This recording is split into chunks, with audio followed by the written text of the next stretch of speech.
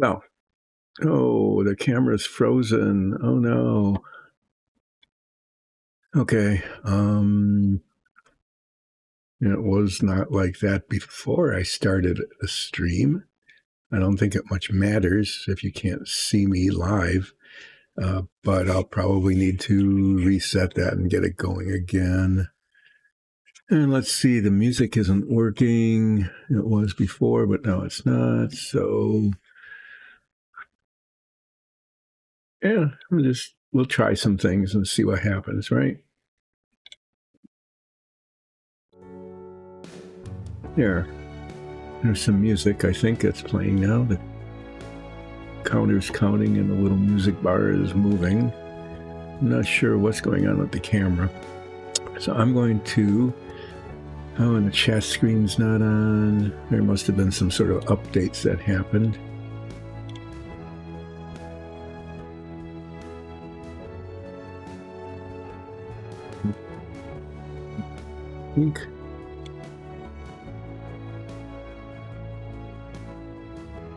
So I think what happened here is that the episode on Friday never got uploaded, because that's what it looks like here. Things didn't get reset. So stuff didn't get reset. And yeah, well, the only thing that I don't know if chat's working. I can't tell if nobody's on chat yet. So I'm going to turn off the camera and turn it back on again and see if that brings it to life.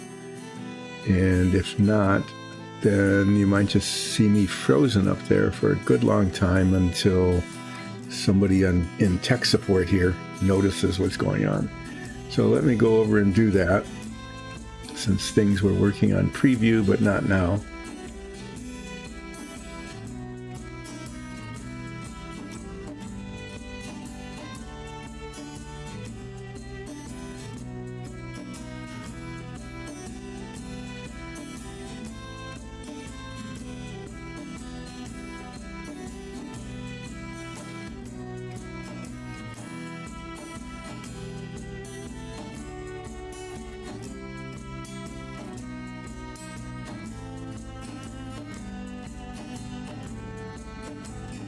So whatever it is, whatever caused that problem, isn't going to get fixed. But you can just look at my face there, which, I guess that's okay. It's not the top of my head.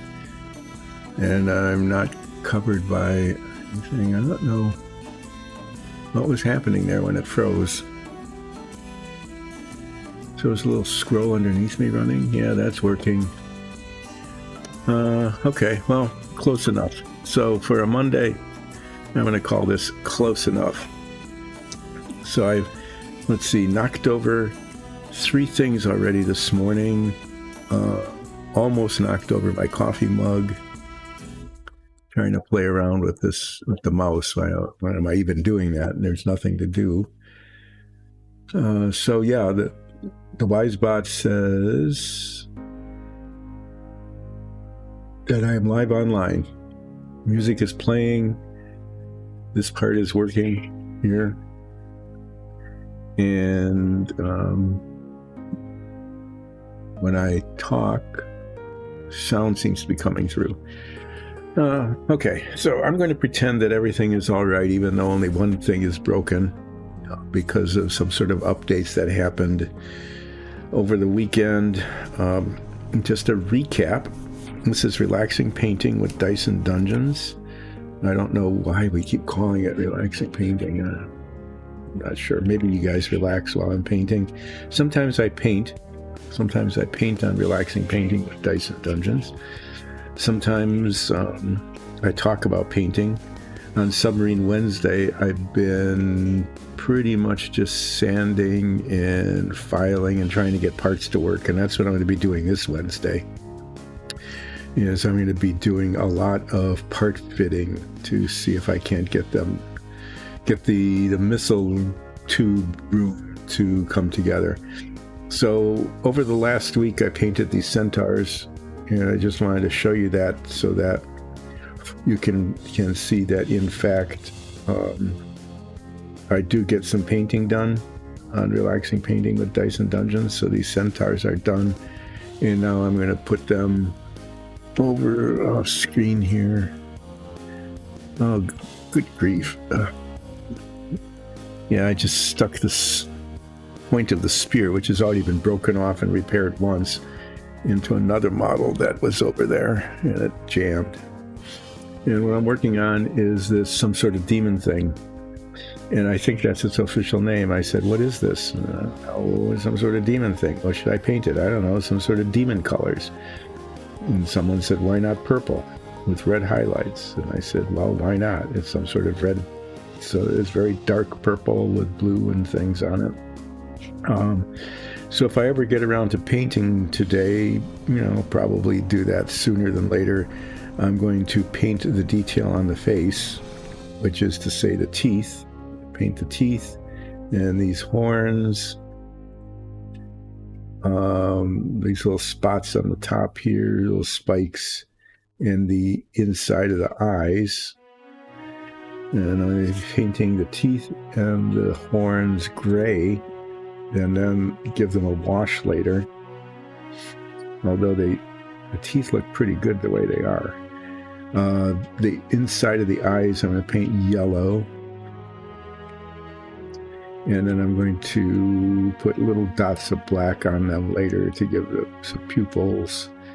The horns I'm going to paint gray just like the teeth. And then these spikes up here I thought I would paint.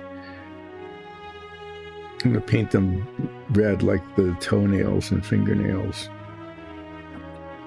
So I'll be using my head magnifier, which you won't see on screen because that camera is working, but its image is somehow frozen to what it was at the end of the stream.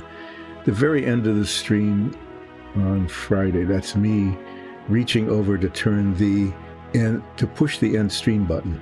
I recognize that now. That's why I'm there. I'm pushing the end stream button. That was the very last thing that was seen on Friday, and the only thing you're going to see today, unless it gets fixed somehow.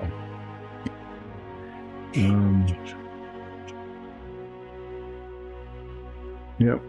So I'm assuming, since I don't see anything in chat, that either chat isn't working, or that there's no one on chat, or that someone is on chat and it's working, but they don't want to say anything about whether the rest of this thing is working or not. So, yeah, it's Monday. Things happen. They happen on Wednesdays and Fridays also.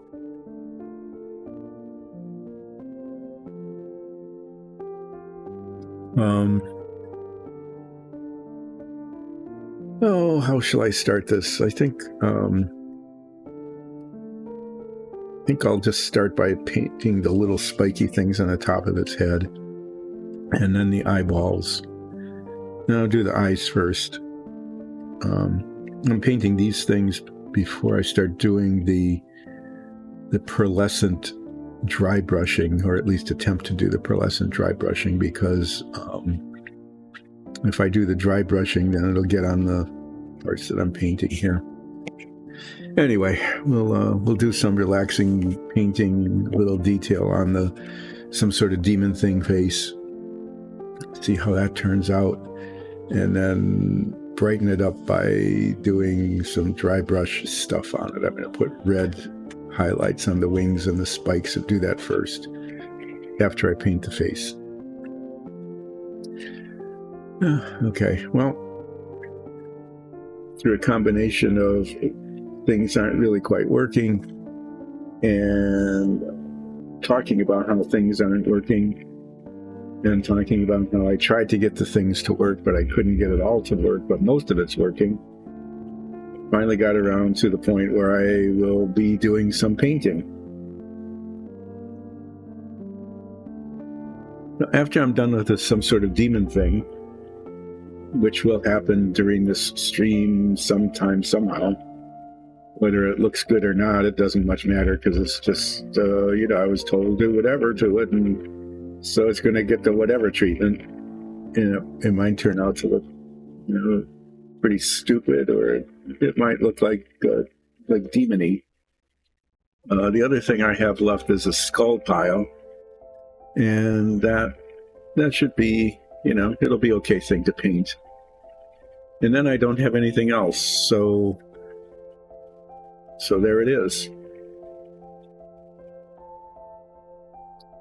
So this might be a good time, saying that I'm running out of things, to say that I will not be streaming. We won't be having Relaxing Painting with Dyson Dungeons for 2 weeks, because once again, there's travel and family stuff.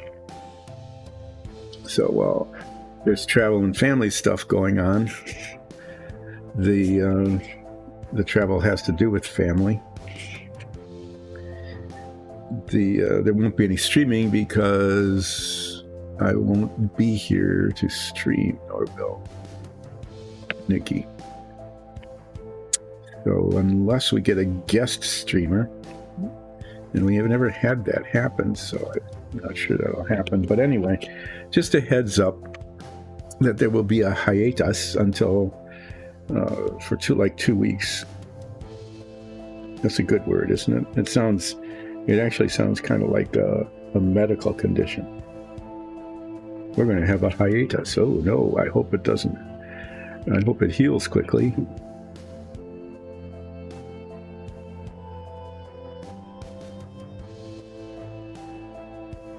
Looking at this and trying to see where the eyeballs actually are. So I'll put some yellow paint in where I think the eyeballs are. And, if you've been watching this regularly, you know that one eye turns out okay, and one eye doesn't. And that almost always I need to go back, like over there, because I touched a spot. That's why I'm doing this before I do any washing, because there will be purple touching up.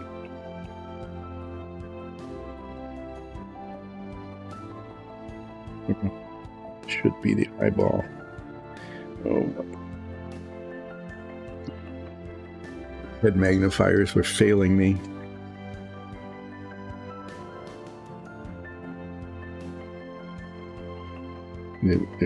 They were magnifying but not focusing.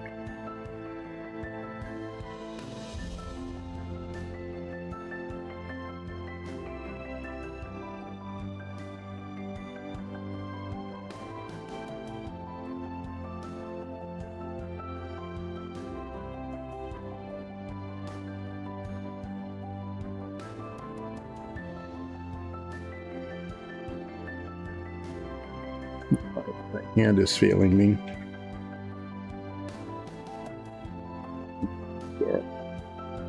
Putting yellow paint in places where I don't want it. So I'm going to make these eyes a little bigger than than you would think, because then I can use the purple paint and kind of paint down to them. I want them to show, but not be too huge.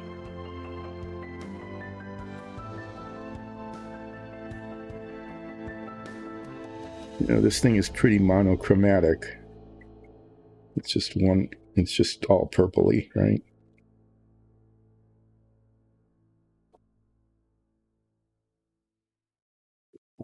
Good for the eyes to show.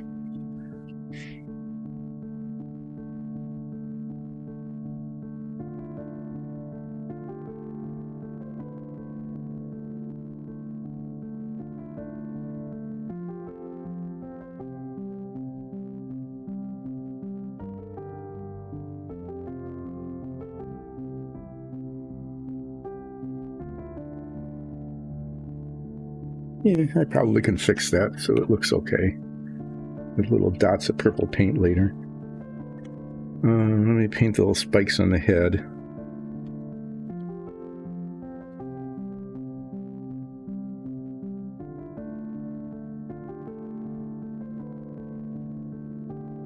Spot says that chat is live, but I don't know. I can't tell. I'm not sure there's any way of telling without like resetting the whole thing. I suppose I could. I could shut it down and restart it.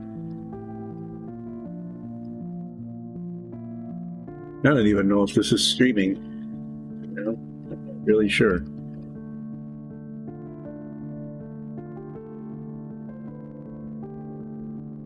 Everything seems to be working here, but I can't tell from this end what it, if anything is happening on the other end.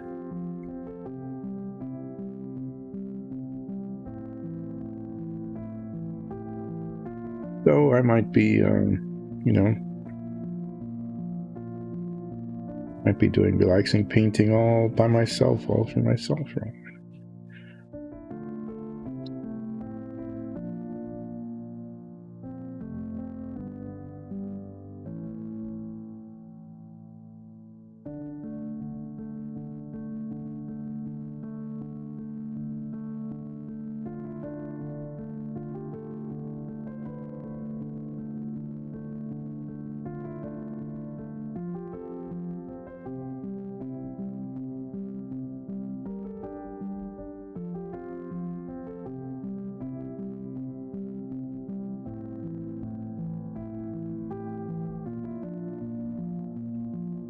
It might be at this point just as well that the other camera isn't working, because when I'm doing this with the head magnifier, all you can see is the bald top of my head.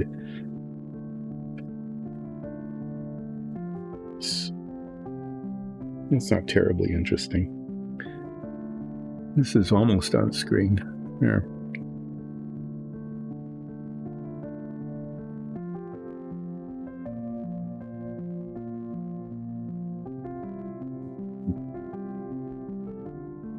It was an oops.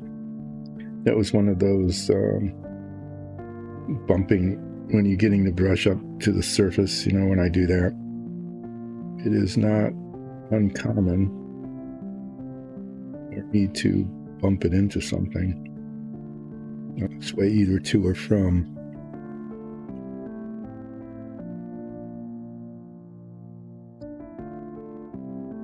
And bumped in the way too.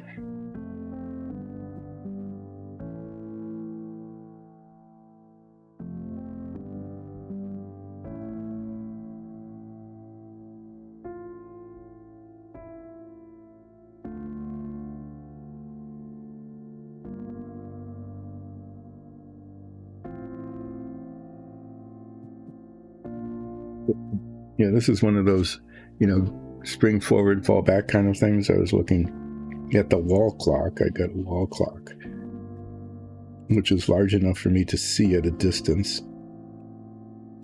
And that clock didn't fall back. When it came time to spring forward, I think it was like 3 months into daylight saving time.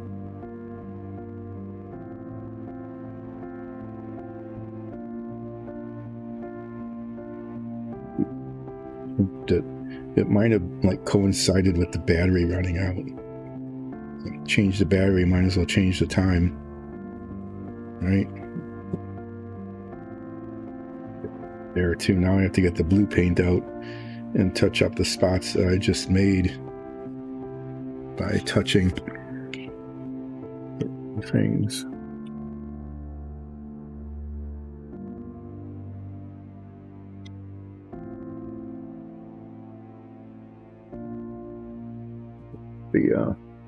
It's always a good part when I'm adjusting the camera, but since I don't care if the camera's in front of my face, because that part isn't showing, not working, I can just put the camera closer to the work. What I'm doing. When you say work, if you're of a certain age, you know what that is. That's a reference to a TV character. If you're not of a certain age, you have no idea what I'm talking about. Which is probably the case most of the time, as I'm talking.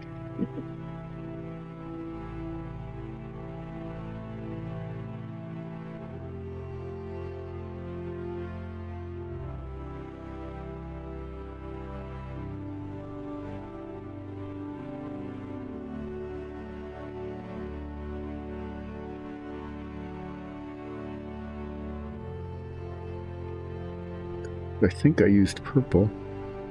And yeah, ultramarine blue. I think that's the color on the wings.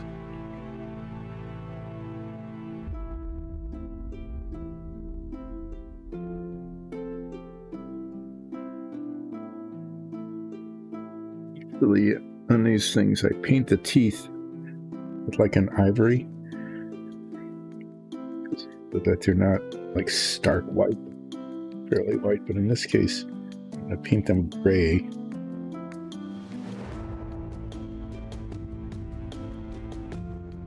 Give them up.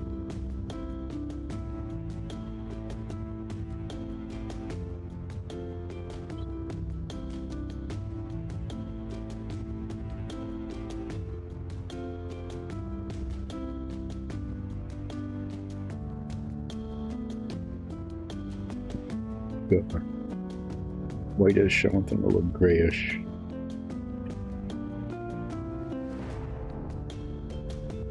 If I paint them grayish, then they'll look grayish. Yep. That's how the colors work.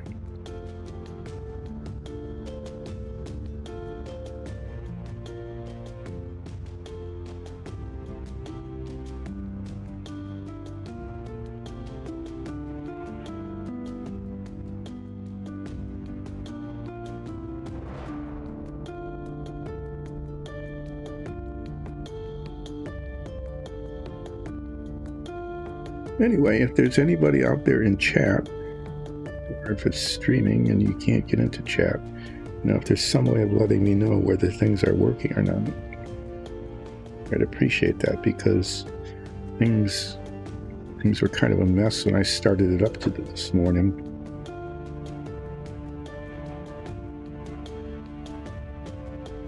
You can tell.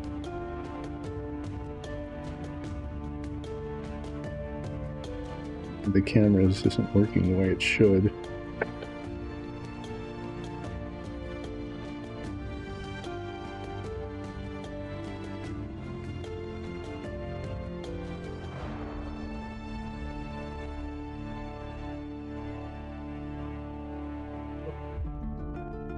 I do not know if the stream is working or not.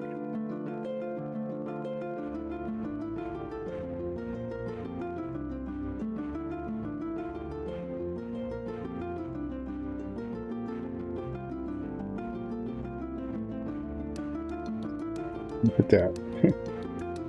It just totally bumped the brush right there where the teeth were actually looking okay. And somehow or other, the clearance here between the upper and lower fangs is pretty small. In fact, it's non-existent. So I will just create it. Okay, well, the teeth, other than where I smashed the upper lip, don't look too bad.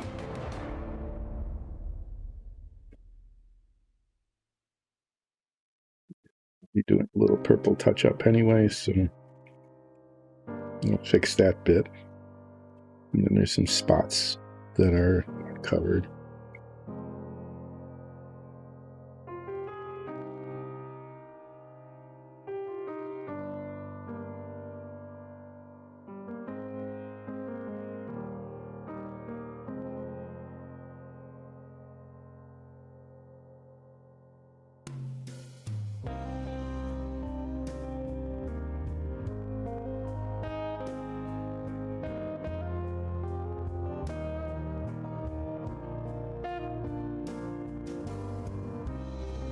Gray looks.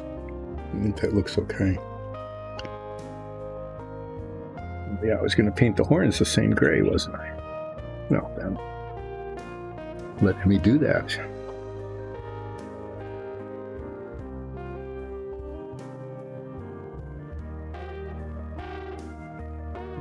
Different brush. My tiny little brush is becoming tinier and littler all the time. And there's practically nothing left of it. So, as I've said before, I will have to replace that with another one. I think this If I can keep the point on this brush, it will work okay. It's better if it stays pointed.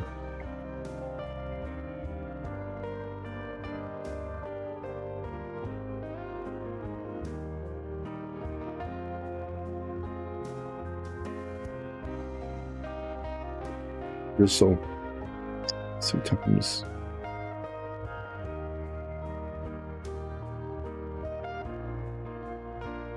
the tip of the brush becomes incoherent.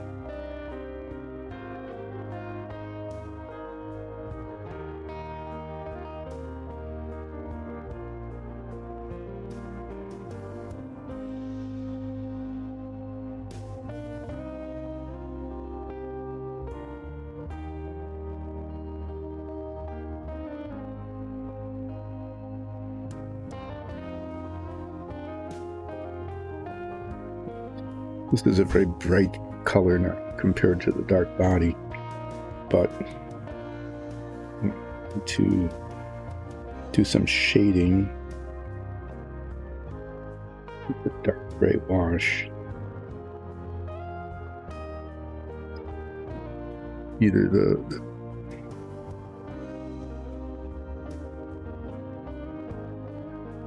the one way or the other. I think what I'm going to try to do is get the base of these fang things darker than the tip, but we'll see. Sometimes the wash takes on a life of its own. It just says, nope, what you are trying to do is not what I'm going to do. Get anywhere.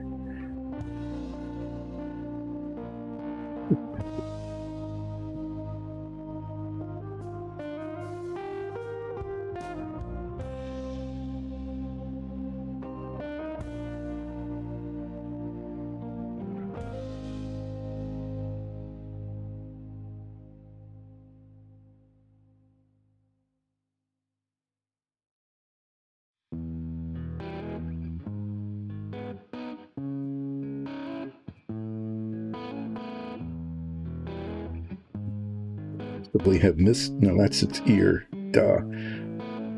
There we go again. Another one of those. Oh, let's just bump the brush into something as you're attempting to paint something else.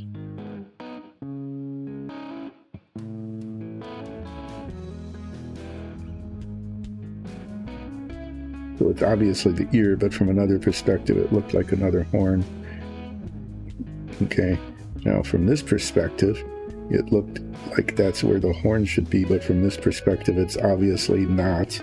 So I need to repaint that to reflect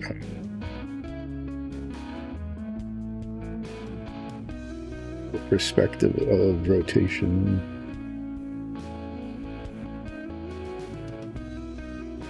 That happens to me with some frequency, especially when I'm painting, you know, the edge of something, the border of one color to another. Is that from one angle, the perspective I'm painting from, it looks perfectly fine, and then you rotate it and it's like, no, totally missed it.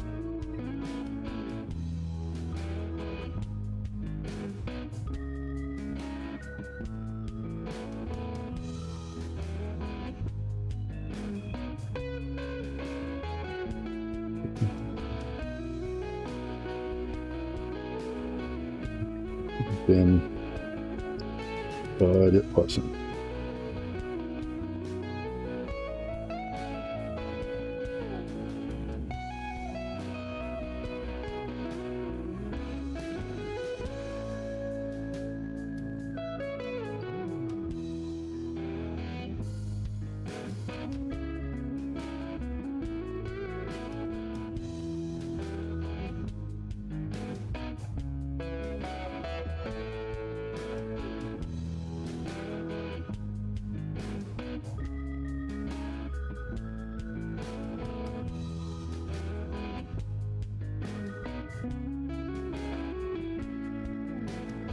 The top one, and not try to paint the ear.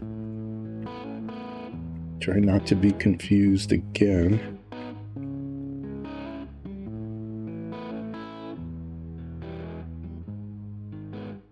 Between the horn and the ear.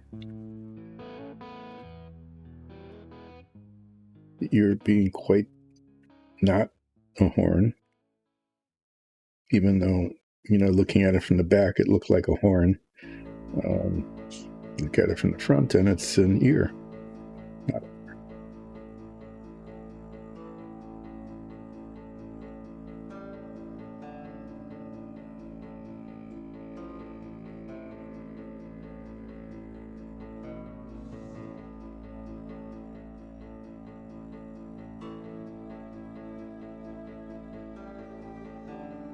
Remember that this gray paint sets up really fast.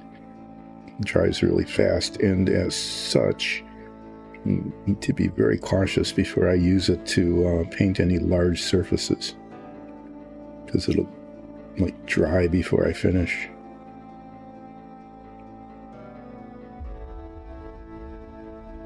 All right, there is a almost not mangled face. I need to do some touching up with purple where I got the other colors in the wrong places. And a little bit of blue where I bumped it.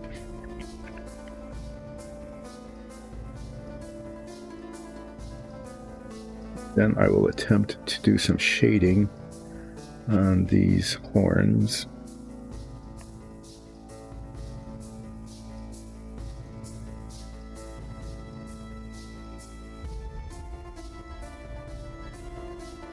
This blue first. This will be easy. There's the spots that I bumped.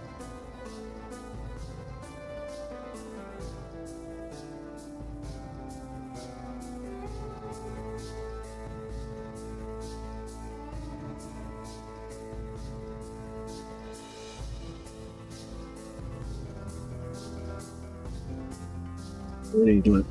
2:30. Nobody's on.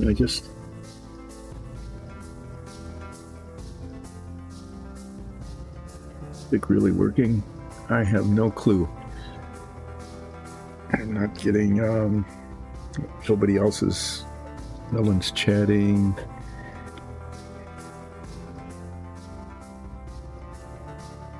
Can't tell if they're trying to tell me that nothing is working, and I can't get the message because the chat that they're trying to use to tell me that it's not working isn't working.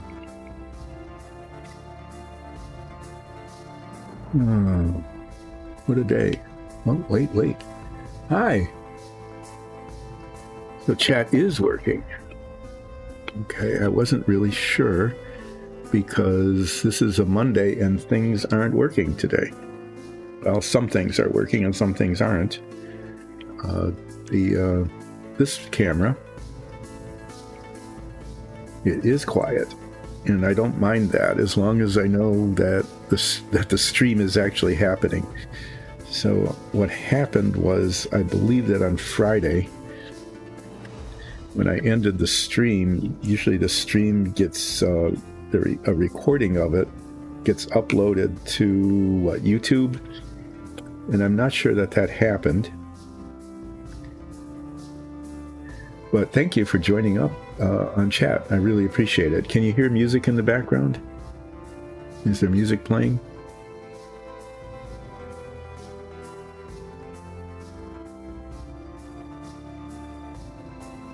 No?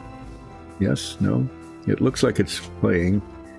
The Razer Music bar is moving around a little bit. Not as much as it usually does, though. Okay. So, about 70, maybe 80% of everything is working now. This camera, which is the most important camera because you can actually see what I'm painting, because I've actually painted yet already this morning, is working okay. The one in the upper right, at least the way it looks to me, is another camera 3, it's labeled, the camera is working, but the image is frozen, and it's frozen at the very moment that I ended the stream on Friday. That's me pushing the end stream button there.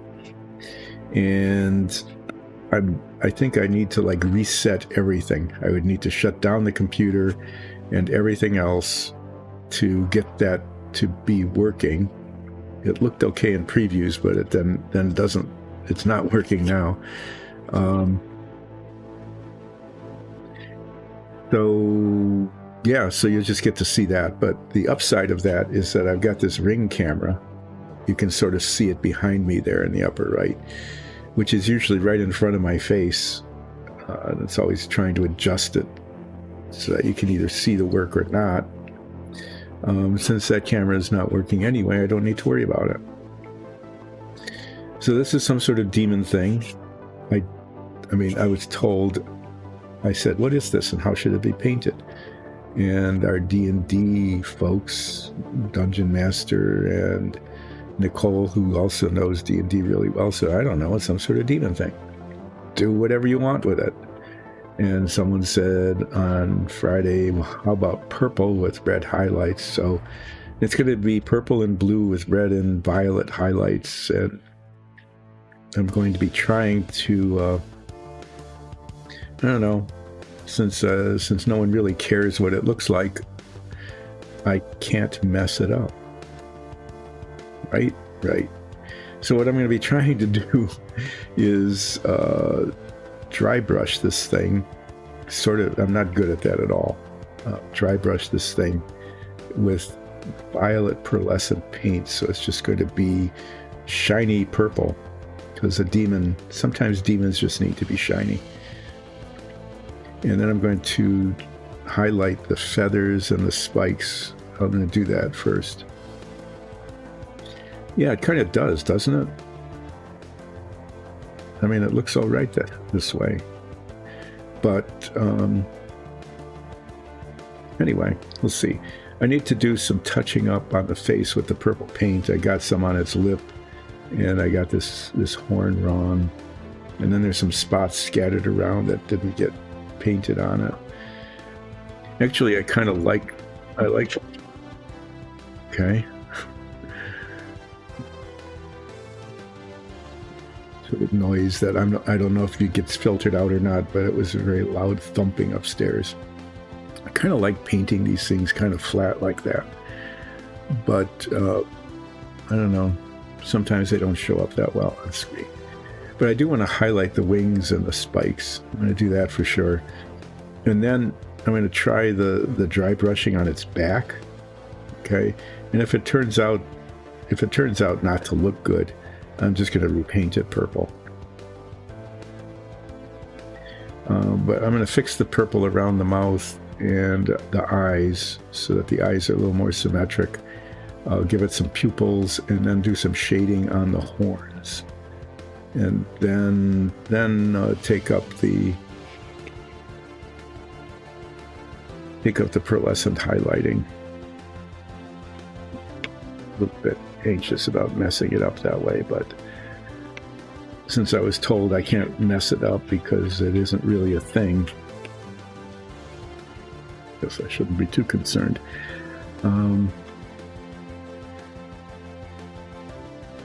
I think this is the color I used. We've got like 3 purple colors. They're all quite similar.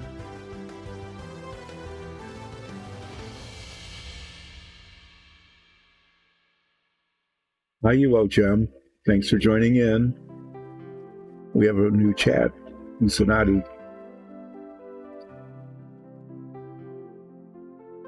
So after I do this touching up, and sometimes when I do the touching up, then I have to do retouching up because the touching up goes onto the place where I didn't want it, being, Monday and not the steadiest of hands. Put these back on again. Yeah, I hope this is the right color, because if it's not, then I'll have to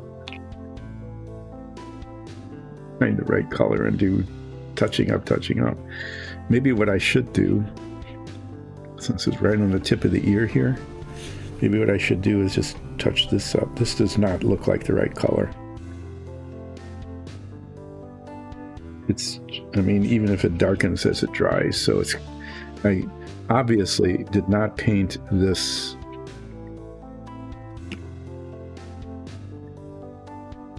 Oh my.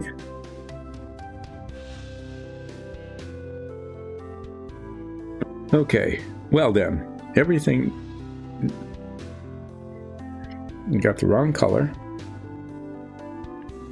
I dropped the lenses off of the head magnifier, fell on the floor. Hopefully they're not real scratched up. Be right back.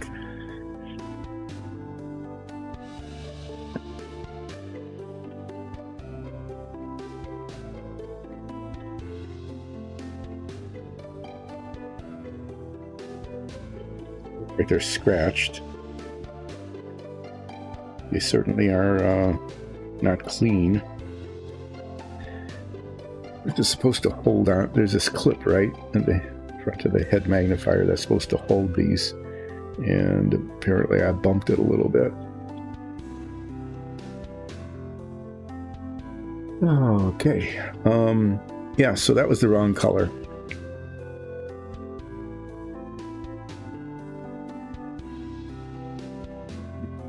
It's not that color.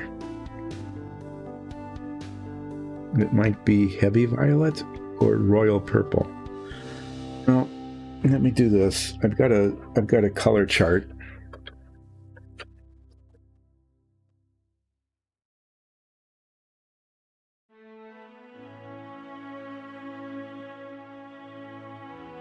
Looks like heavy violet.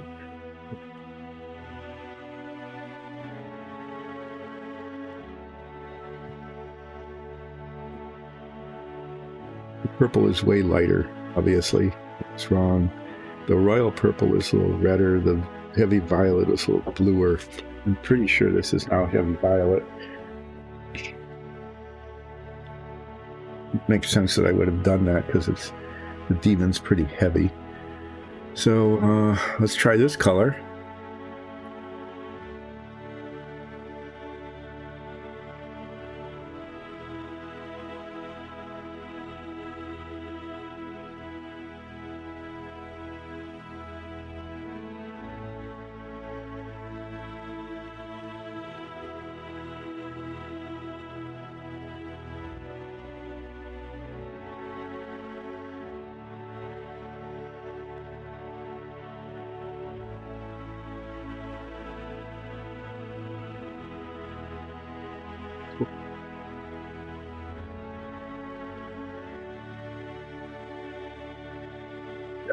Some heavy violet there.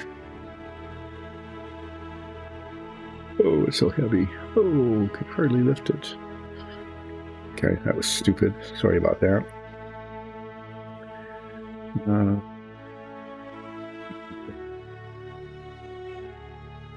And let's see if I can use these to focus where I want to look without knocking the lenses onto the floor.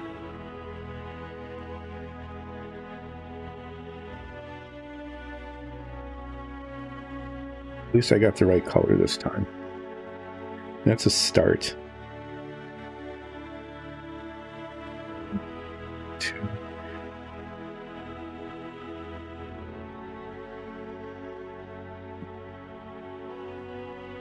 Some horror. Into this horn just wrong.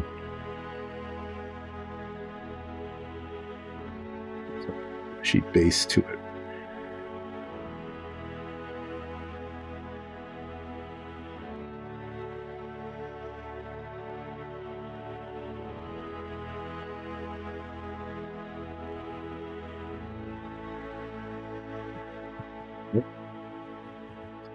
Not right.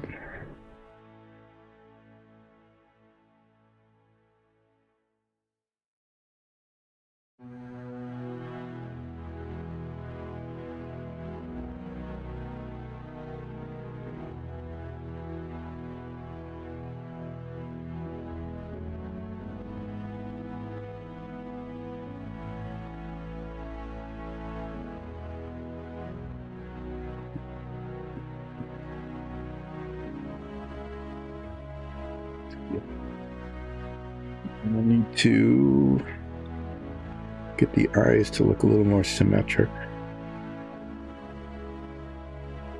I think the left eye looks okay.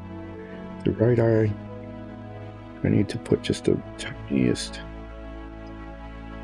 drop of paint down at the bottom here.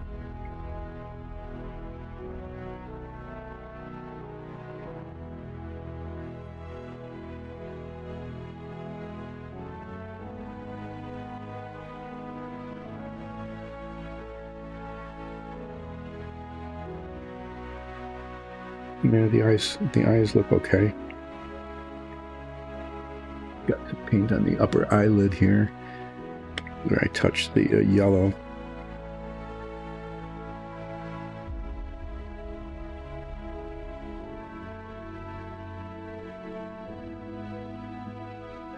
Do, or attempt to do anyway, is use a very fine-tipped felt point pen to mark pupils there in the eyes. That is what I'm going to try.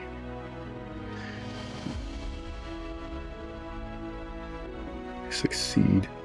But I should, I've got a red one and a black one. I think I need to use the black. The red might not show right. Very busy upstairs. Things thumping and dogs barking. And I should say, well, this is relaxing up here, down here in the workshop, because whatever is going on, I'm not part of it. But on the other hand, it's like, oh, I wonder what's going on. Could this be a thing about which I should worry? No. Okay, I think that's good enough. Good enough for this demon sort of thing.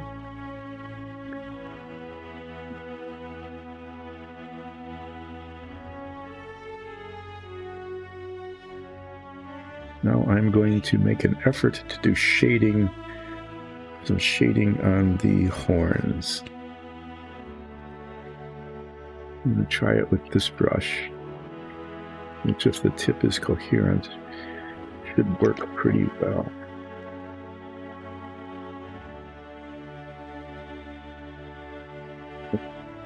Okay, before I do that, I really need to clean this brush. As I was looking at it with the head magnifier, I can see that there's a lot of purple paint buildup on the base of whatever's left of the bristles. I have been using... I'm really glad that that other camera is not working today, because it's just been comically awful about how I'm knocking these things apart and dropping them.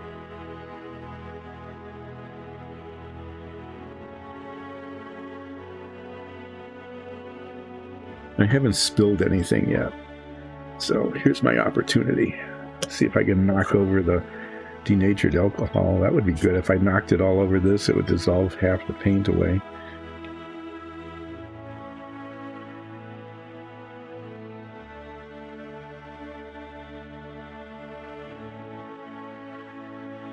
Like I said, I've like knocked over 3 things before I started the stream, and now I've knocked my head magnifiers. I've disassembled them unintentionally twice already, which is, you know, way more than usual. Usually I don't disassemble them at all during the stream. Oh, I know what happened. Because the camera on me isn't working, I moved the ring light camera so that it's closer to the work, but it's also closer to my head. And apparently I don't know where my head is, and so at least I don't know where my head magnifiers are. I banged into them now a couple of times.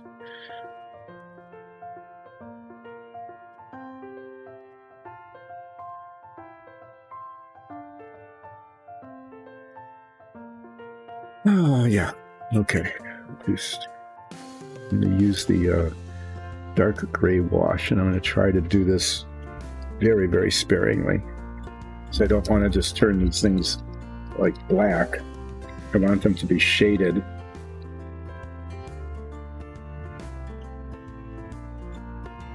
Okay, so I changed my mind. I think sometimes these things actually look better if they're darker at the point and lighter at the base, rather than the other way around. So that's what I'm going to attempt to do.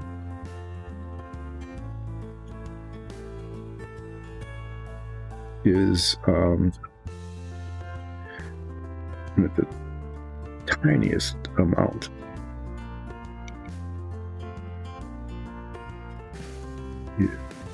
To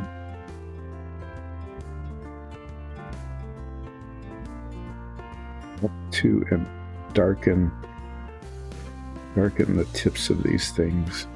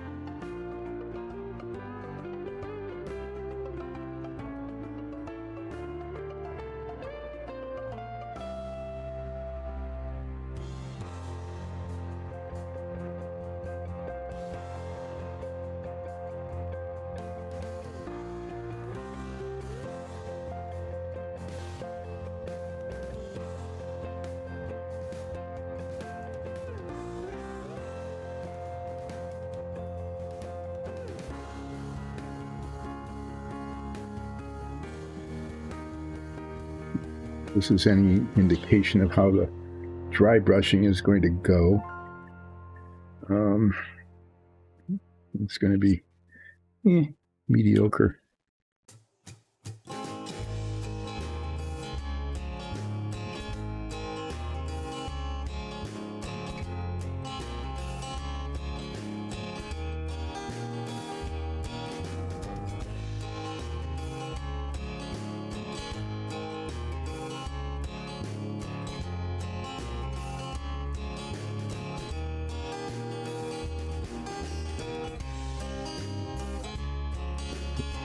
Using a little of this on the brush to darken the surface.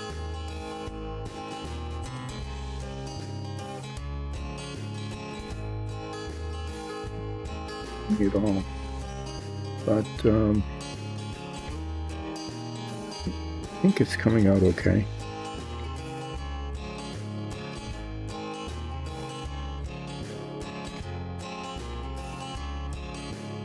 Right. What happened to his teeth up there? I think when I touched up the lip, I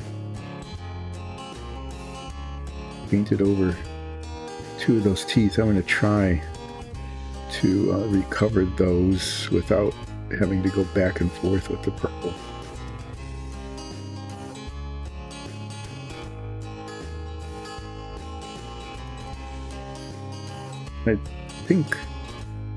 I think this kind of shading is, I think it's looking okay. What do you think? Does that look all right?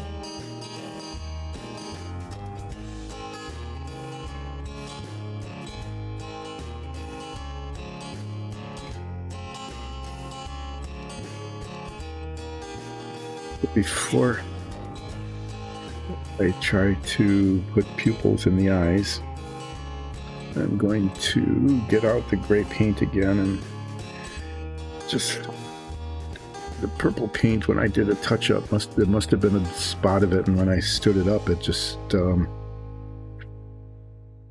onto the teeth and covered them up.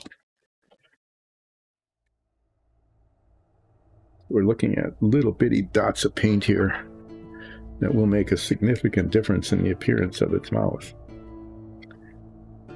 Used big words there. Anyway, I'm going to try to repaint the teeth. That seems to have gotten unpainted.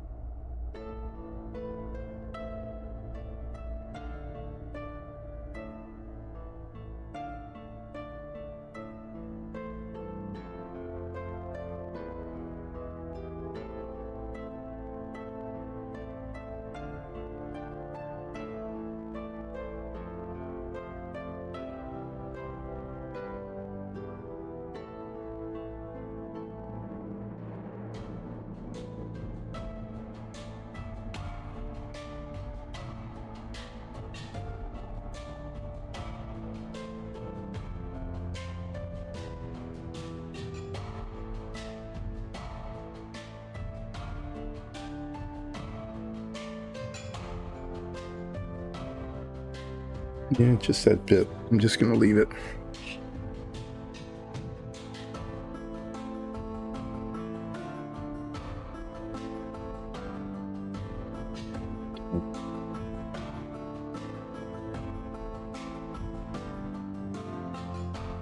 Yeah, I'm not sure if it's even visible, but, I tried.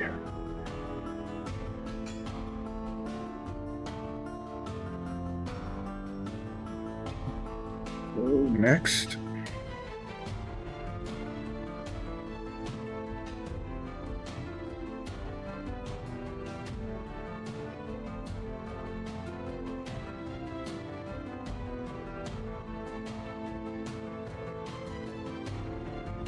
Is getting out the little felt tip pen, the old 0.5 millimeter, really tiny fine point pens that I've used successfully on the submarine.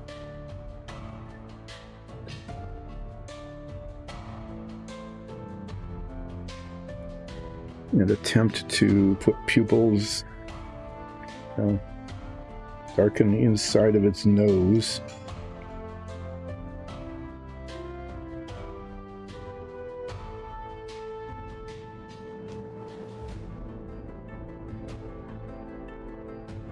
Pupils.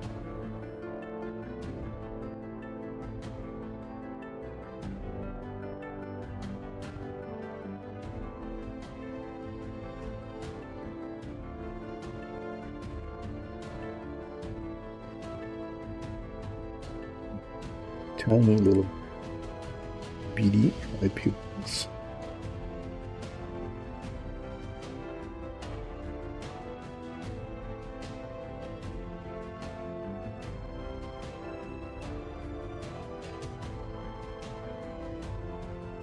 I don't know if you can see them or not, but yeah, I think it looks okay.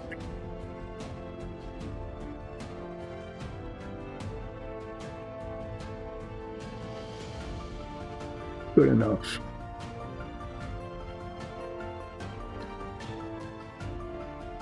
Yes, the face camera is frozen.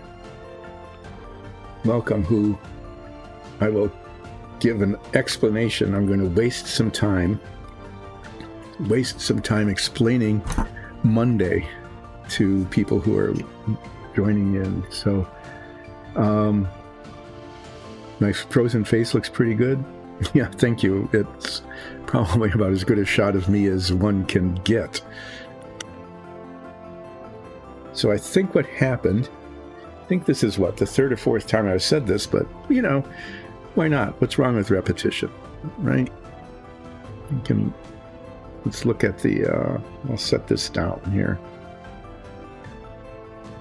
Let's look at some sort of demon thing. I don't know what it is. Put that on camera while I'm explaining. There we go. Did I think what happened was that the stream didn't get uploaded on Friday? I mean, it might not have been, so I don't know where it is. So I think what happened is that's me pushing the end stream button, the very, very last moment of Friday's Relaxing Painting with Dyson Dungeons, because the computer wasn't turned off, and usually when the episode is streamed, whatever it is uploaded, usually when that happens, the computer gets turned off. But this morning it was still on, and I thought, well, you know, the main Ring camera, there's a Ring, the Ring camera here is working.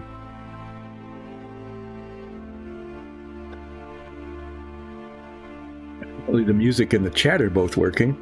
So, and it's streaming because there it is. Several people have now said, oh, it's streaming. So I decided I'm not going to reset everything just to try to get that working.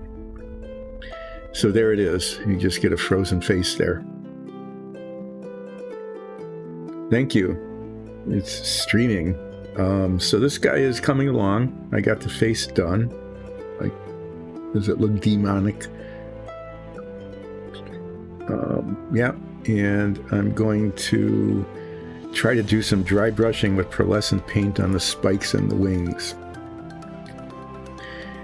Yep, I'm going to try to do that. And then I'm going to make an effort, and I don't know how this is going to work. I'm going to just try it on its back to do some like stippling, dry brush stippling.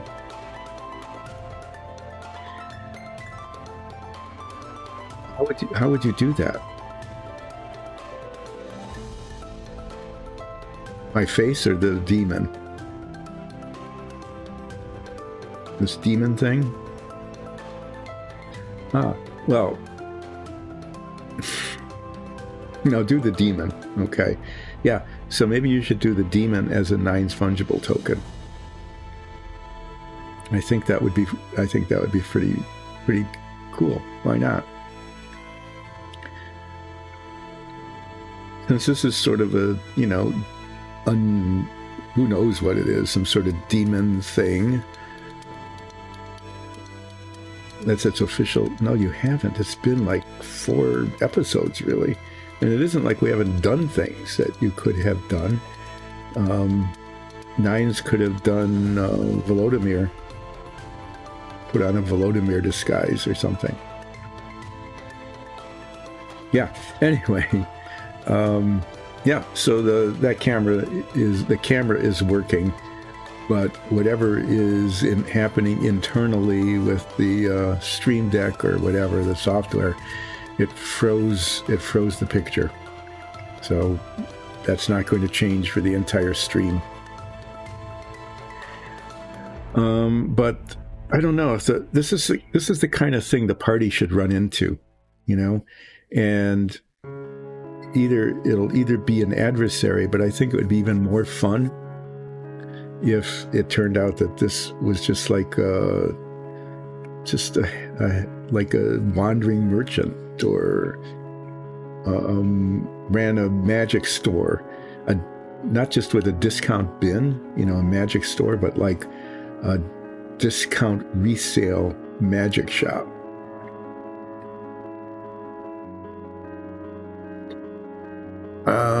I would like to paint a friendly creature, but, you know, to be honest, this is the last thing other than the skull pile that I have to paint.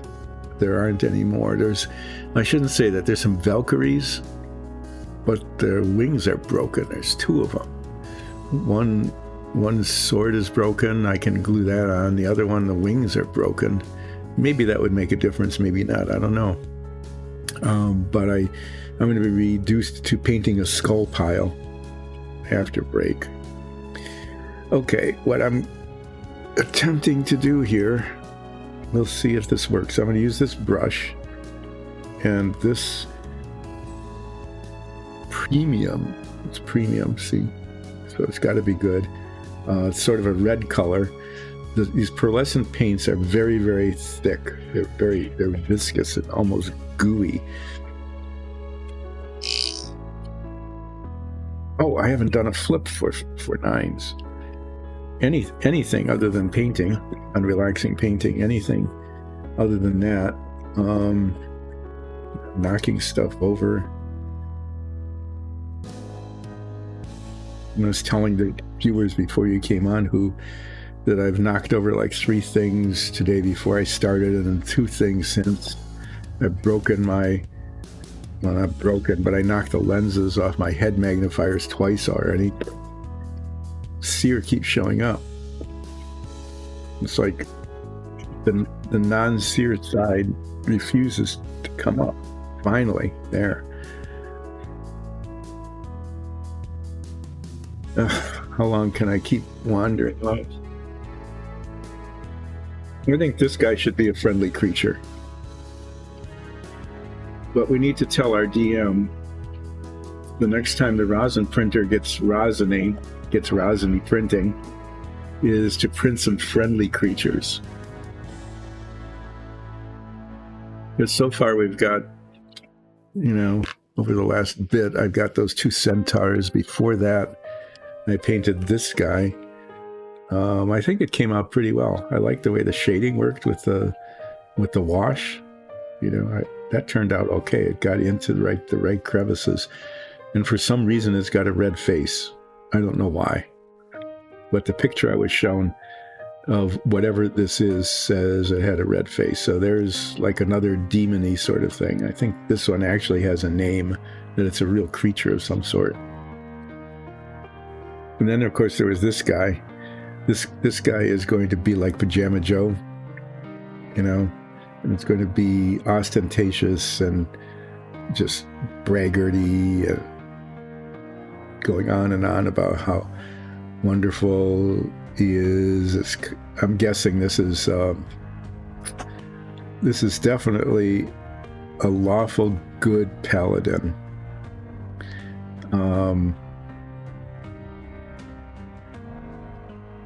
Kind of gone off maybe on its own, being righteous, got itself a cold sword, a cold blade magic sword. Yeah, when I got this out and I asked, what should I do with this? And it was like, well, paint it all like ostentatious and braggarty and whatever. Just have fun with it. And so I got bronze, brass, and gold, so that there's three different colors of brass, gold colored armor. Did a nice scarlet red on the scabbard, and I think the cape came out really pretty well. So it's the red with a dark wash on it, brown wash, so it looks like deep red leather. Anyway, this knight is obviously, the epitome of conceit, right? Made a fortune somehow or other. I don't know, doing good deeds, or maybe pretending to do good deeds but doing bad deeds on the side, and was able to put together this ensemble. But if we ever run into it in our D&D campaign, it'll be a braggart among braggarts, just like the None Shall Pass knight, right? It'll be like that. It'll be fairly dangerous because it's got an enchanted sword that will probably hurt my character. But anyway, we'll have a battle with it, and he'll turn out to be kind of maybe a little bit cowardly, maybe just a little bit. But I had fun painting this, and maybe, it's the kind of thing where in our D&D campaign, a lot of it's really been story-based. But occasionally we've had fun where we're just traveling from one place to another.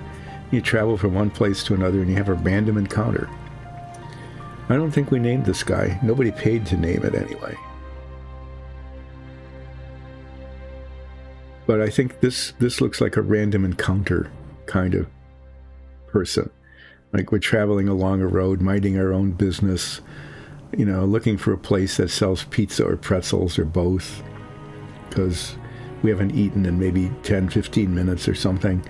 I'm just looking for a place, and this guy pops out and says, this is my road. And we'll go, well, how's that? And we'll have some sort of funny dialogue going on with this person, and then they'll try to stop us, and then we'll have a little bit of a battle. And it turns out that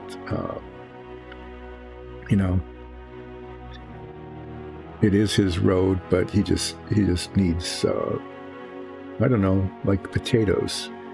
Maybe he needs like 5 silver worth of potatoes, and we just happen to be able to produce those nice and fresh ones, kind of like wanting a shrubbery, except in this case it's potatoes, but they have to be really the right kind of potatoes. He's they're very, very picky about the potatoes that they want. They have to be a certain size and consistency.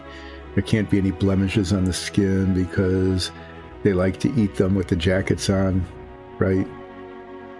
Oh, we could go on for like 15, 20 minutes getting the potatoes right. So remember that. And it can't be like, it can't be just one of our warm-ups either. It has to be a random encounter during our travels. That's how it has to go. Okay, well, that was fun, I guess. It kept me from having to paint for a while.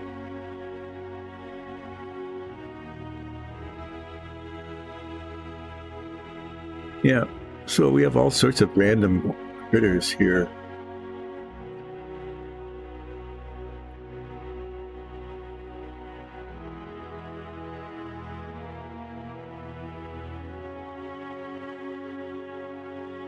So this will either turn out to be pretty neat, or it'll turn out to have been a bad idea. Most of what I do is kind of like that on this stream. Relaxing painting is it either turns out and it looks up pretty neat, or it turns out to be a bad idea. Most of the time it turns out okay. Frequently it's been okay. So it'll this as well.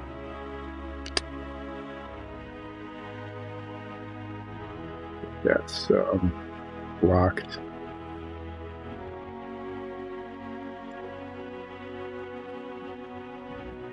This doesn't come out, like I said, it's almost gelatinous. So it comes out, you can see that, it just like oozes out.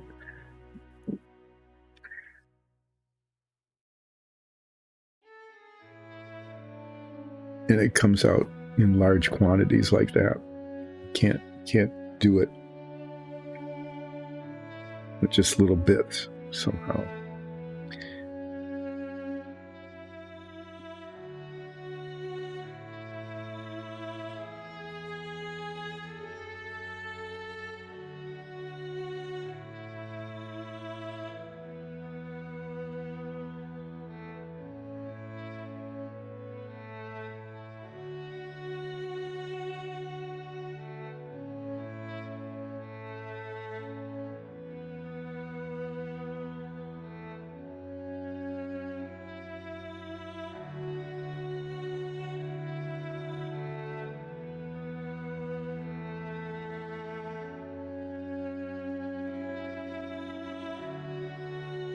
Showing up for you, and I can see it here, and it looks like it's coming out pretty well, actually. I'm trying to catch the tips of the spikiness here.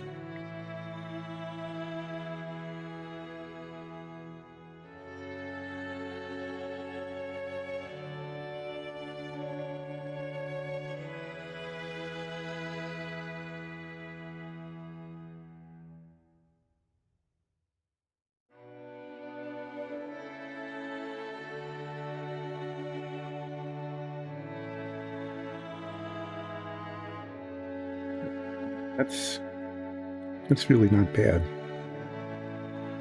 What do you think? Does it show up on camera well enough?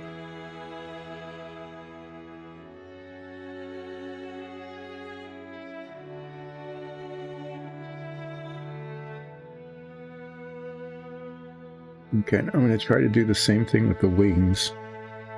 Making sure there's hardly anything on it. Brush it across, and I just want to catch the tops of the surface of these things.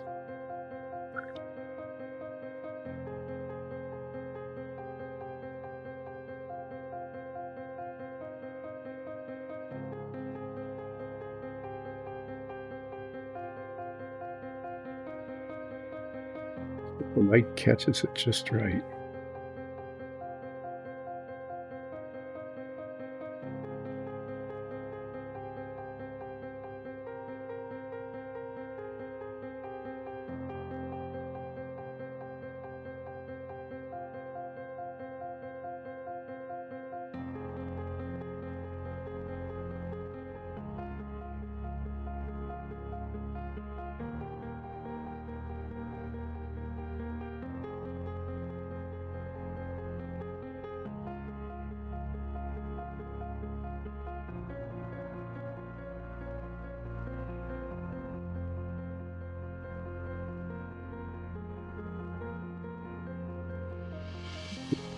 Should go pretty well, as long as I don't have too much on the brush.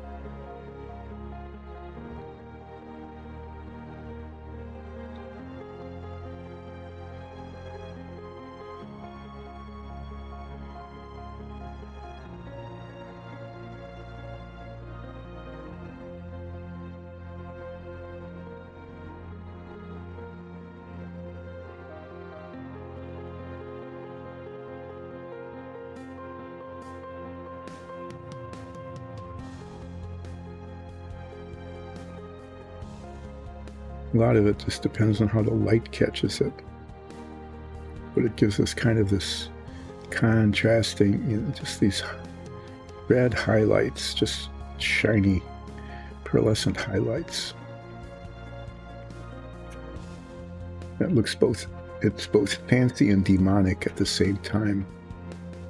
I mean, what more could you want with some sort of demon thing, right?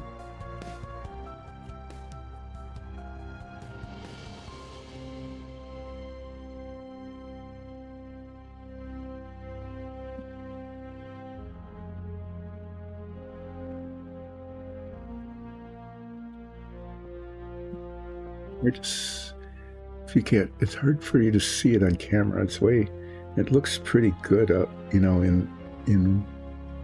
me in real life, so to speak. But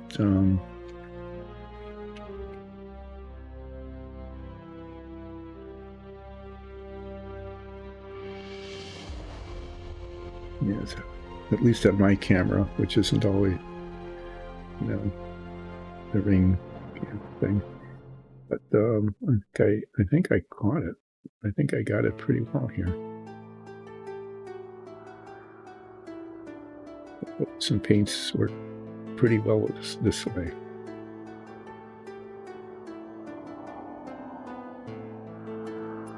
Okay, so I'm not going to mess with that anymore because I don't want too much on it. I'm trying to catch the tips of all the feathers, just the edges of it all.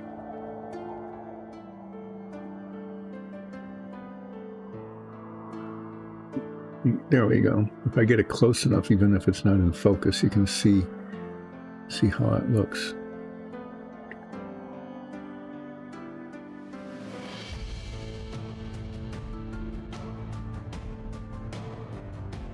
Get another camera? No. I'm gonna veto that idea. You know why? Because I have enough trouble getting two cameras to work consistently and aimed at the right places and not bumping into them all the time. Oh, something while I go and, I see. That could be on the break screen. Yeah, how does more mean less? That doesn't work. But on the break screen, instead of just having like nothing there could be like a little inset, kind of like where my face is not working. Okay. Well, we could watch the paint dry, or at least see that something was done prior to break. I think that's kind of a good idea. And I don't know, maybe the Ring camera could be set up to do that on the break screen, or thing. But that's something to think about. Yeah, there's way too much on everybody's plate this year. So I mentioned earlier in the stream that I'll not be streaming for 2 weeks now because there's more family travel coming up.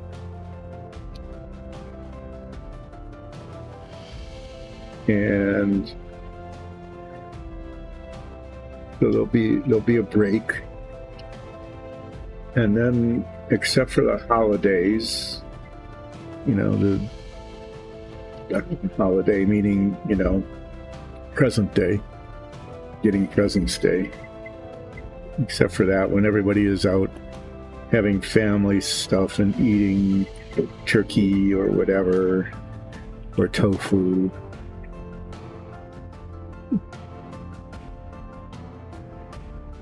Except for that kind of thing, should be back to a regular schedule for a good long time. Okay, well, the thing I'm going to do next, and I can come back and maybe do a little bit more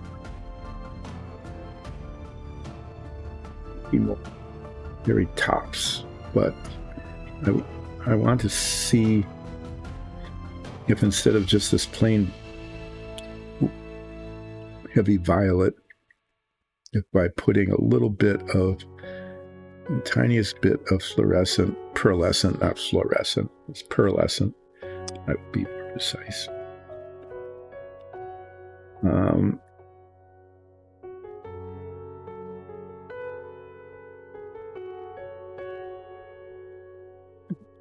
Change the color that much. I just want to see what happens. We just give it a bit of shininess.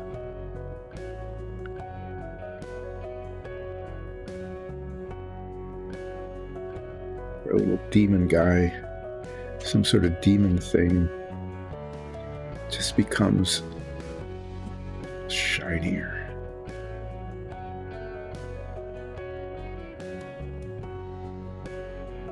Too much there.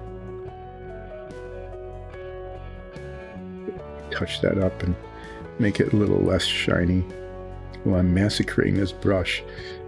I hope I can make it come back.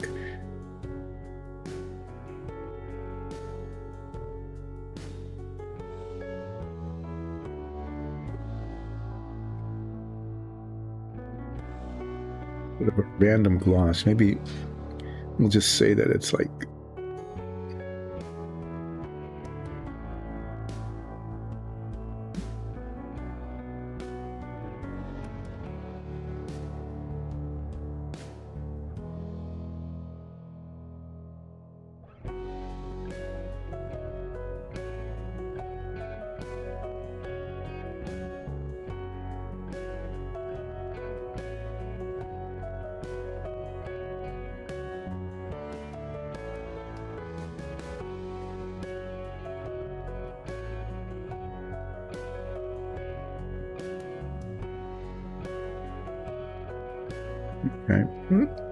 I'm not unhappy with that. It pretty much what's happened here is that there's a little shininess to it. Okay, just sort of random shininess, so that why not have a randomly shiny demon, some sort of randomly shiny demon thing that the light catches it. It just see, just like shininess here and there.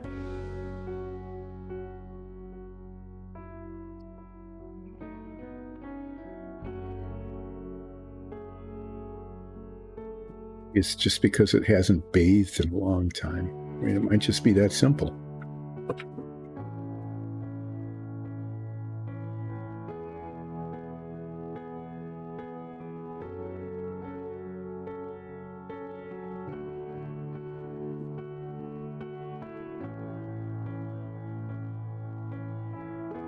One of my beat up nasty brushes, and do any little bits here. Highlight the little bits on the chin here.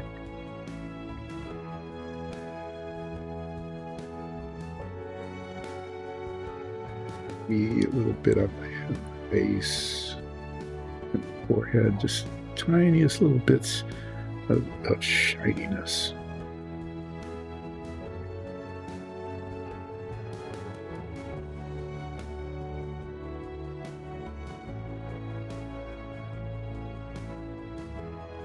Tips of its ears.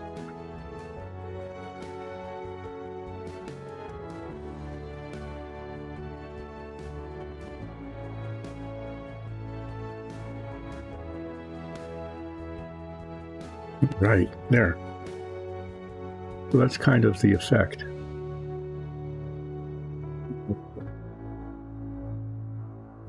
Just that its furry skin is just like oily or something, maybe.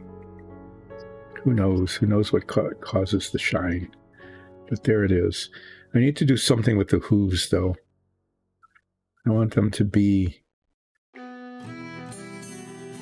maybe I'll just do that. Let me see. Let me polish them. I'm going to polish them with this red. And I used on the wings. Just...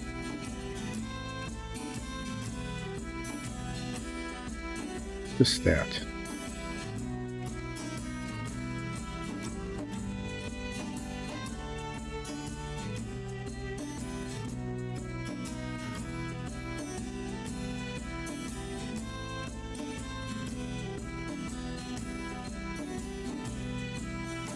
Amazing how you hardly need any of this pearlescent paint to get the effect.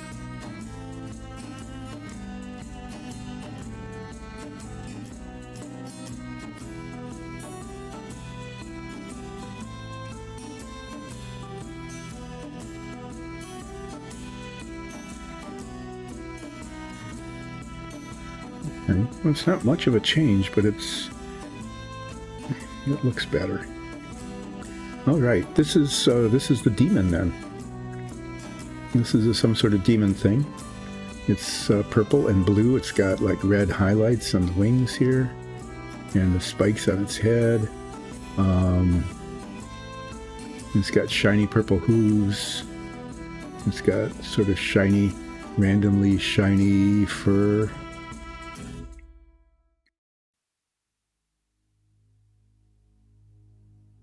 And now I need to paint the base. I'm going to,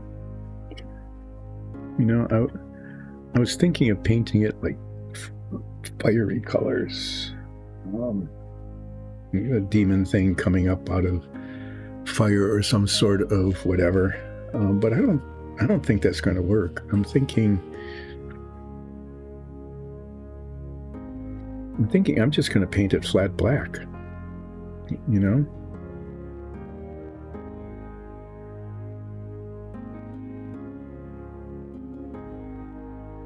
But I painted a lighter color.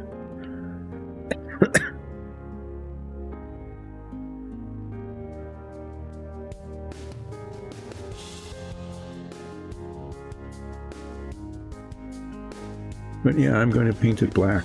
Just flat black, if I can find a flat black color.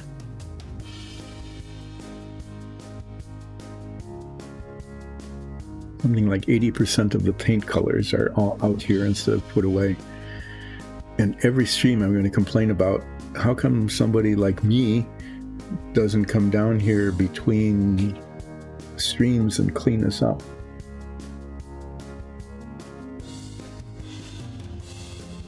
Wrong with somebody like me? How come you're not doing that? rather than just pulling out a paint color and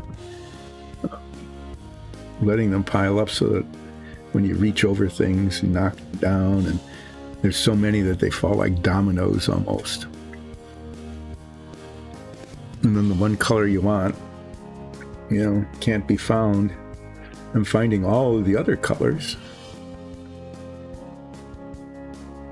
All the colors I don't want, I'm finding those. There it is. Black. So I just need to paint it around the hooves and the tail. Kind of do that. And then I'll use the larger brush to cover the rest of it. This is where I really would like to put it on the sticky tack stand. But as I've learned with these bigger, heavy ones, they don't stand, they don't hold. And then they fall and things break. Like I could break off the fingers or something. It just wouldn't be good. Not at all.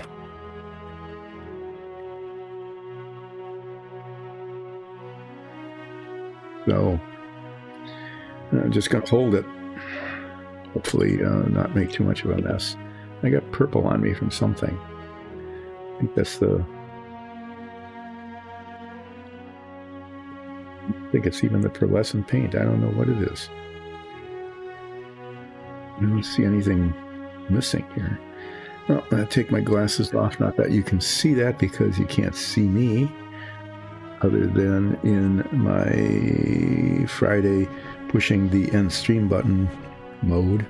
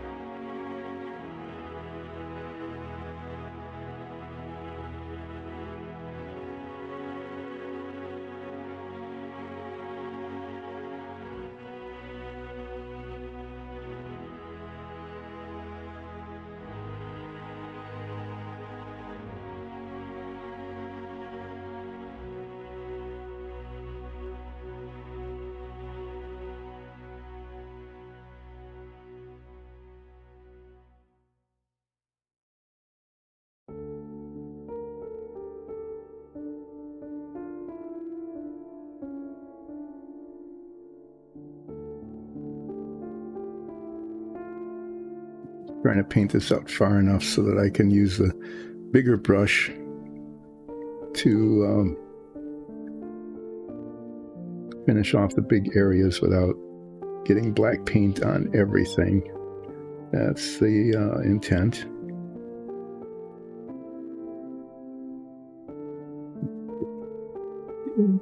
It'll take forever and not work that well to paint the whole thing. But it's doing a pretty good job of outlining this anyway.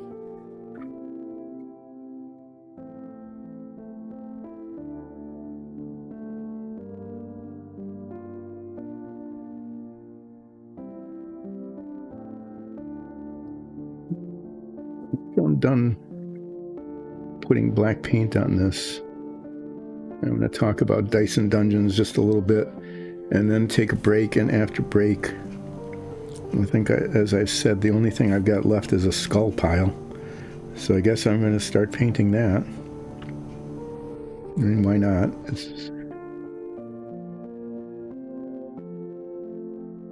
It'd be kind of a prop that could be used in a stream sometime.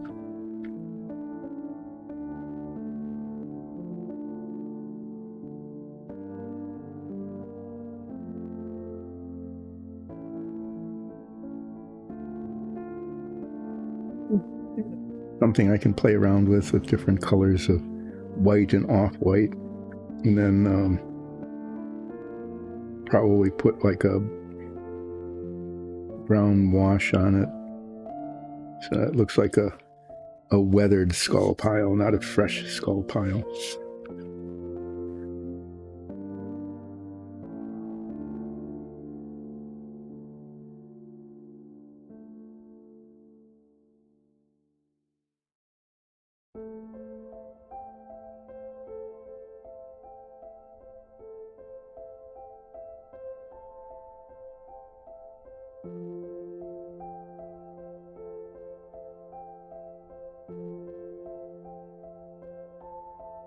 And then during break, I'll try to think of something to talk about. I haven't talked about really anything entertaining on the stream today, other than I talk about dropping things and knocking the lenses off my head magnifiers and camera not working and stuff like that. I haven't gone to a ramble about TV. Maybe I'll talk about, if I can remember some, see if I can do that. I'm going to try to remember commercials, TV commercials from the 50s and 60s.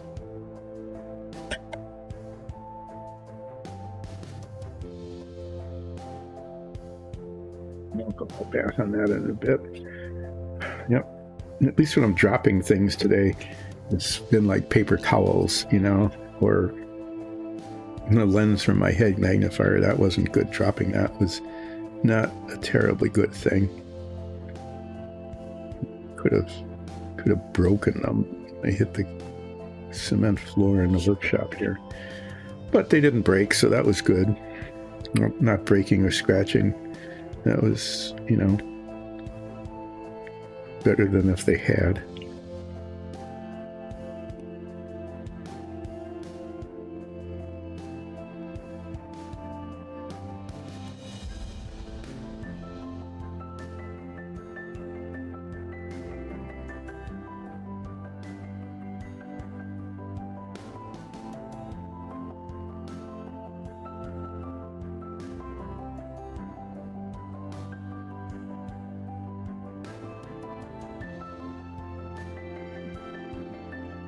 It's not the preferred way to do it, but like I said, I can't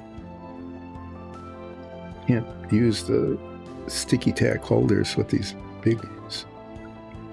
I tried to do that with one of the Centaurs, and as I was attempting to attach it, I managed to just break the stand and had to, I just cracked a chunk right off, like about a third of it broke off. I was able to glue it, epoxy it back together, but still, I would just as soon not be breaking things.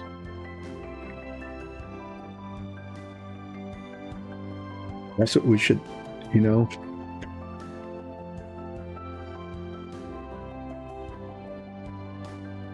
should have like maybe a special half hour once a week. So what do you think about this, Who, or anybody else who's on the stream? Is just like Submarine Wednesday is kind of a regular thing now. And I'll just warn you that this coming Wednesday could just be I'm going to be trying to fit pieces together. I keep warning people. It's either going to go fine and it'll be a shock. It's like, wow, all this stuff fits. I can really move along now. Or it'll be like none of this stuff fits. And it'll be even worse than the control room. Right.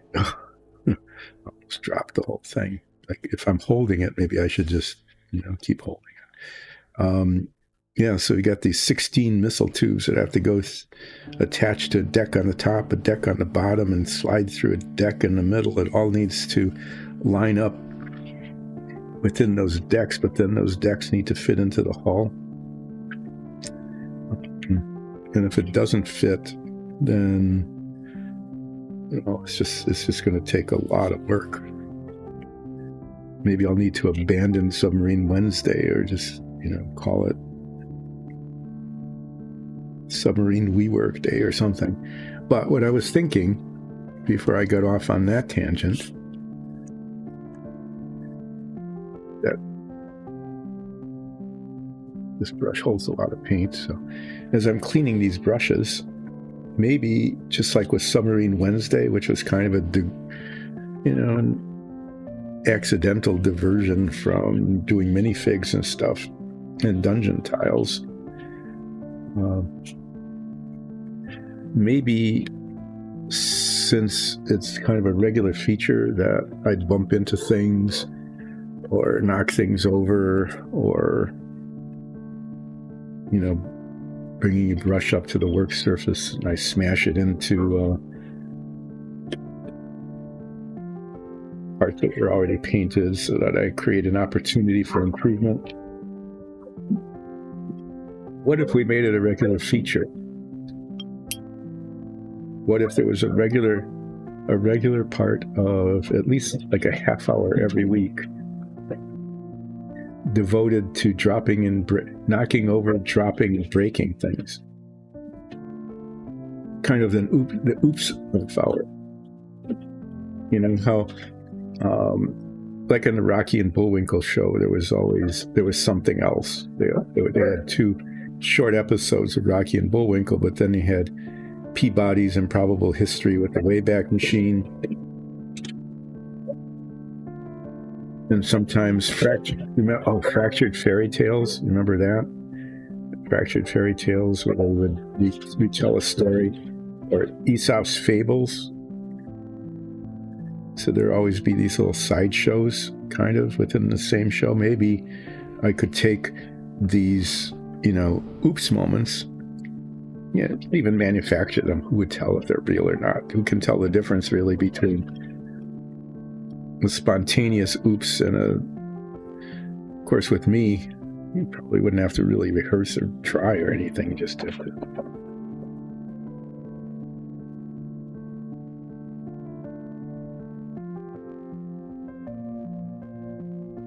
I hope they're playing. Dogs are just running wild upstairs. So either they're playing and trying to get them some exercise, or there's a real problem. Hoping for the former, hoping just playing. Anyway, since I seem to have like regular oops moments, maybe we could make it a feature and just have like not even a half hour, maybe just like a 15-minute segment once a week of oops. Just call it oops. Maybe we could even get something like a little thing that would flash up on the screen. We're bringing you moments of oops. And I could do things, like I usually do, painting something and bumping into having a loaded paintbrush and bumping it into an already painted surface, or like I did twice this morning, knocking the lenses off of my head magnifiers, or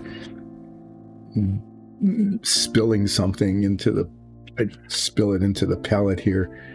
Okay, here. Or since this cardboard is almost ready to be rotated, because it's kind of a mess here, just clean it up, just, drop something on that.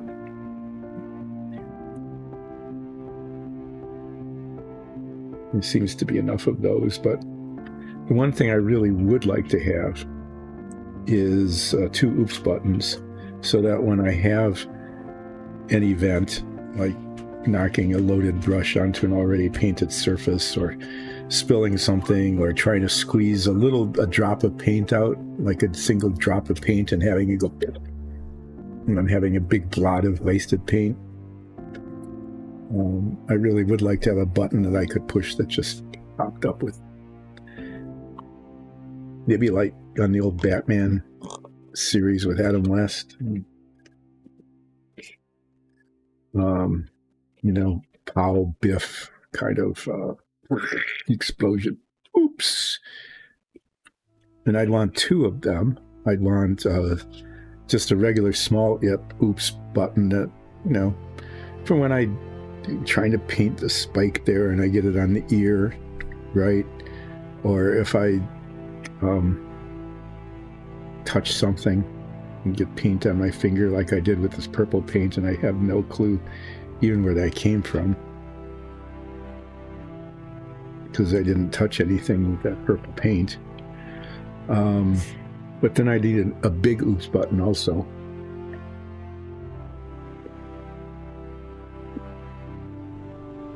The graphic would be really like a big explosion, fireworks almost, called a big oops.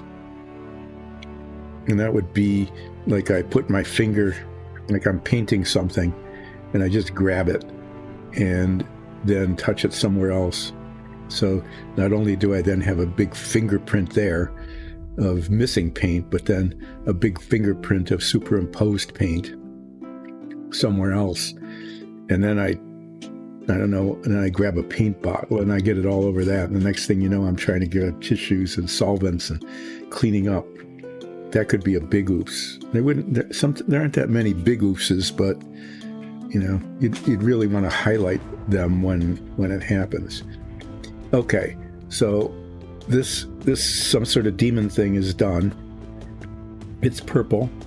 I glossed it up so that there's this sort of this shininess about it, because it has fur and it's glossy, shiny, oily fur. And I think the face came out pretty well. It's got a good grrr face. And then the wings and the spikes, I think the red pearlescent paint highlights on there came out. I think those came out really well, especially on the front of the wings. I think that came out pretty well on the spikes too. Okay, and it's got shiny toenails. They were pretty bland before, but I put some of that red pearlescent paint on them, and now they're very shiny. So some sort of demon thing is finished, and I'm going to then take a break and then come back after break.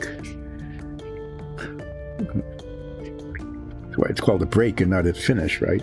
If I come back, then it was just a break. If I didn't come back, then it would have been an end stream. And there's this little skull pile. This skull pile has been sitting around for like a month and a half. It's like, well, if I've got nothing else to do, I guess I'll have to paint the skull pile. Well, now I've reached the point where it's time to paint the skull pile.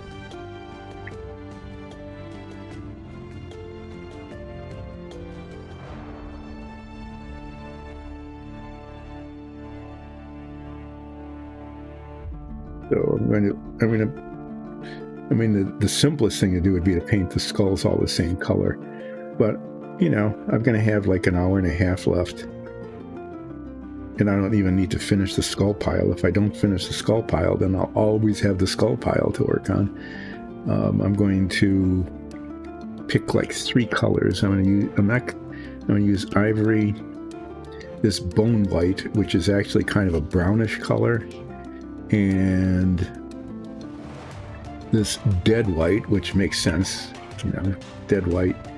So I'm going to paint them like 3 different colors so that, you know, kind of randomly pick 2 of them next to each other. It might be the same color, and then there's another one, you know, a different color. And so I'll just sort of, you know, paint them different colors, and then I'm going to take the brown wash and give it a real light coating so that the eye sockets and teeth and stuff show. But then you'll still see the 3 different colors underneath. With this, I am going to be able to use this. I'm definitely going to want to, because as I'm painting this, there's no place to grab onto it. So there. All right. Thanks for watching. So far, I'm going to be taking a break. The break, I always take breaks that last longer than I say they will. So I'm going to say that I'm going to starting the break in about 3 minutes, more or less, and go on for about a half an hour. And then usually I come back, I don't know, like 35 to 38 minutes later rather than a half hour, because there's always stuff that happens during break. I try to get us something to eat.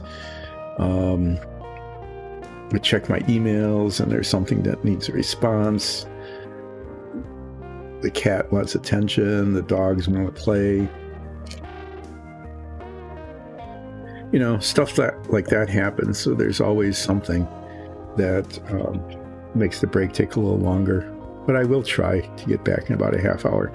So I'll be, after break, I'm going to come back and show this off again because it uses up some time of painting. I think the black base turned out okay.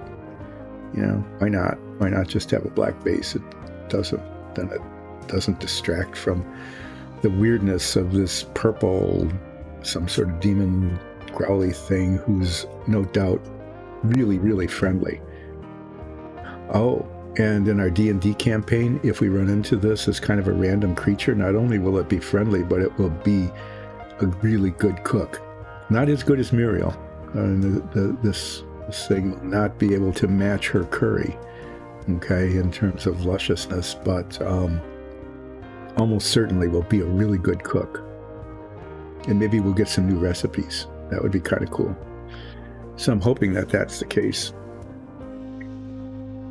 Relaxing Painting with Dice and Dungeons. Dice and Dungeons is a group of people who run a Dungeons and Dragons campaign. We stream that pretty much 3 Sundays a month with a live chat at 2 Eastern time, whatever time it is for you or even for us, because it keeps, with daylight saving time and all of that changing.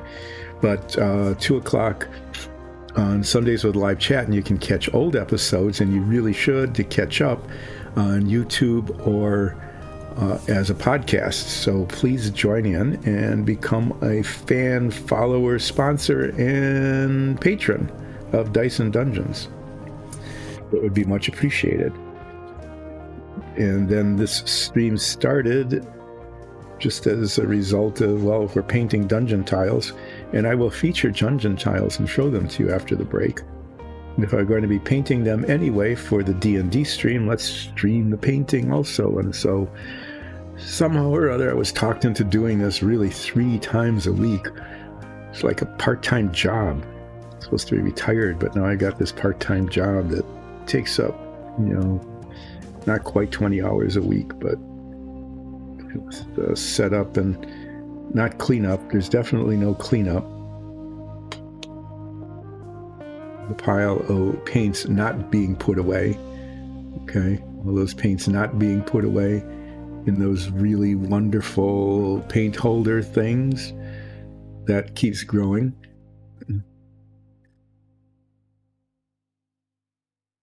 So I can't say that prep and cleanup time take a lot of time, because although sometimes the prep does, like today when things weren't quite working, cleanup time doesn't take that long because I haven't been cleaning up.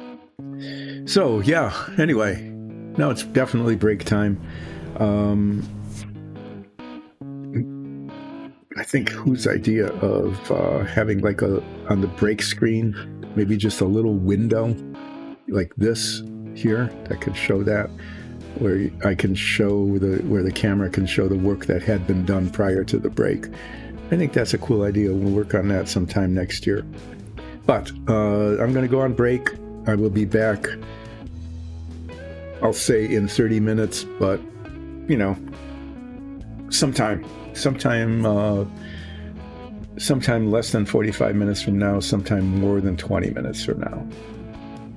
Yeah, break starting.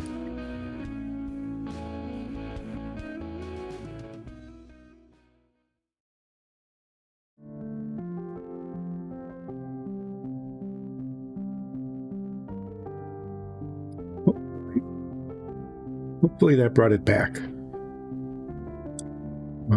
Somebody came down and told me that it had stopped, like I feared that it might have stopped because I think I pushed the wrong button. Okay, well, the stream is happening anyway. That's good, because apparently I had screwed it up enough so that the stream actually stopped completely. Yay me.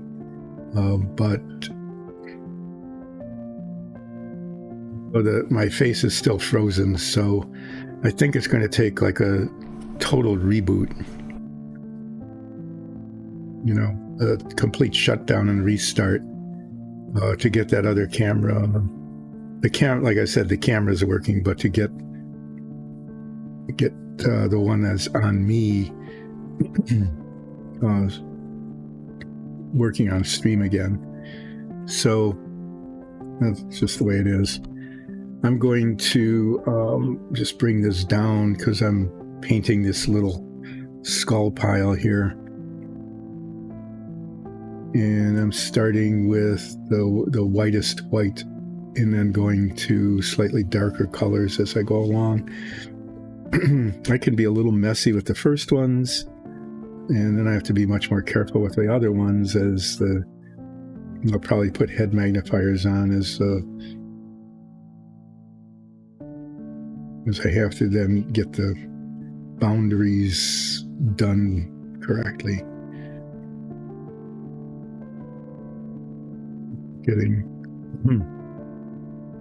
Getting this white on some of them, and then I'll do some ivory, and then I'll do some in the bone white, which is the least white of the white paints that I've got out.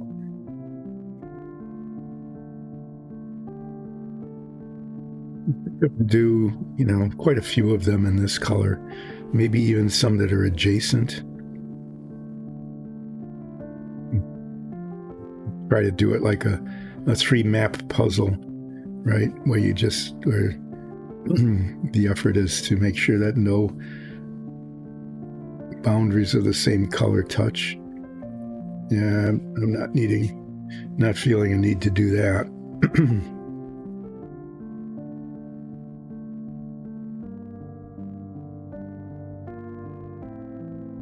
I'd like there to be some variation in the color, so that it's a little bit more interesting.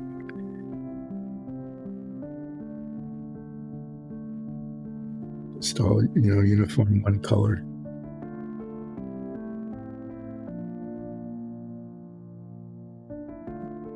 Miscellaneous bits. Eventually this will get painted, and then it might show up as a prop sometime in one of the dungeons that we go through in our campaign. Looks like the kind of thing that would be a prop.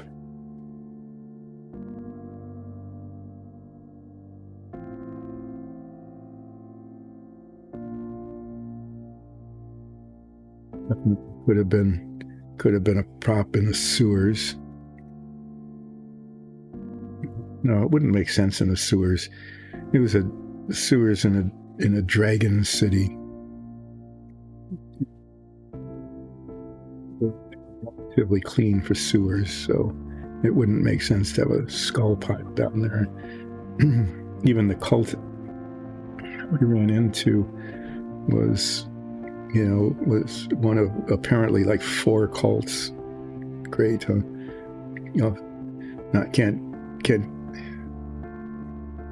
Can't just have one horrible murder cult or something, trying to cause an extraplanar invasion. So if you're going to have one, you might as well have 4, or so our DM seems to think.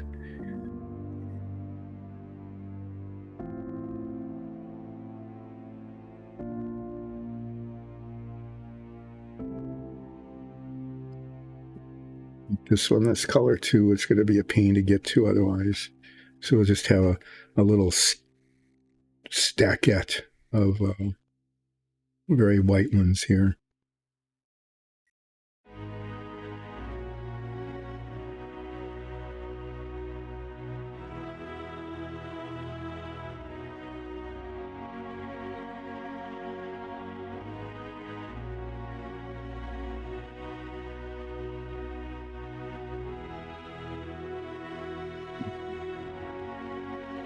Just one more of this color here or there.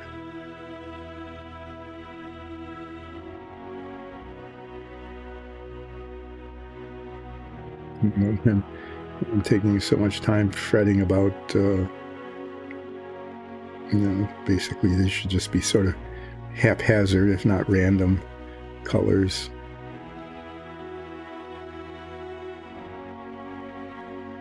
The same color and probably be just as well off, but then that wouldn't be quite as interesting.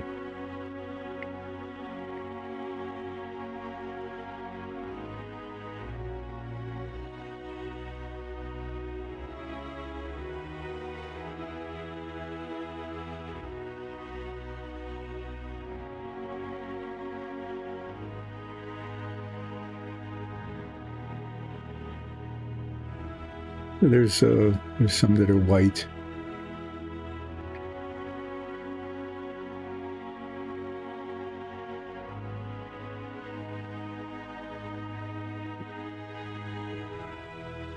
6, 7, 8.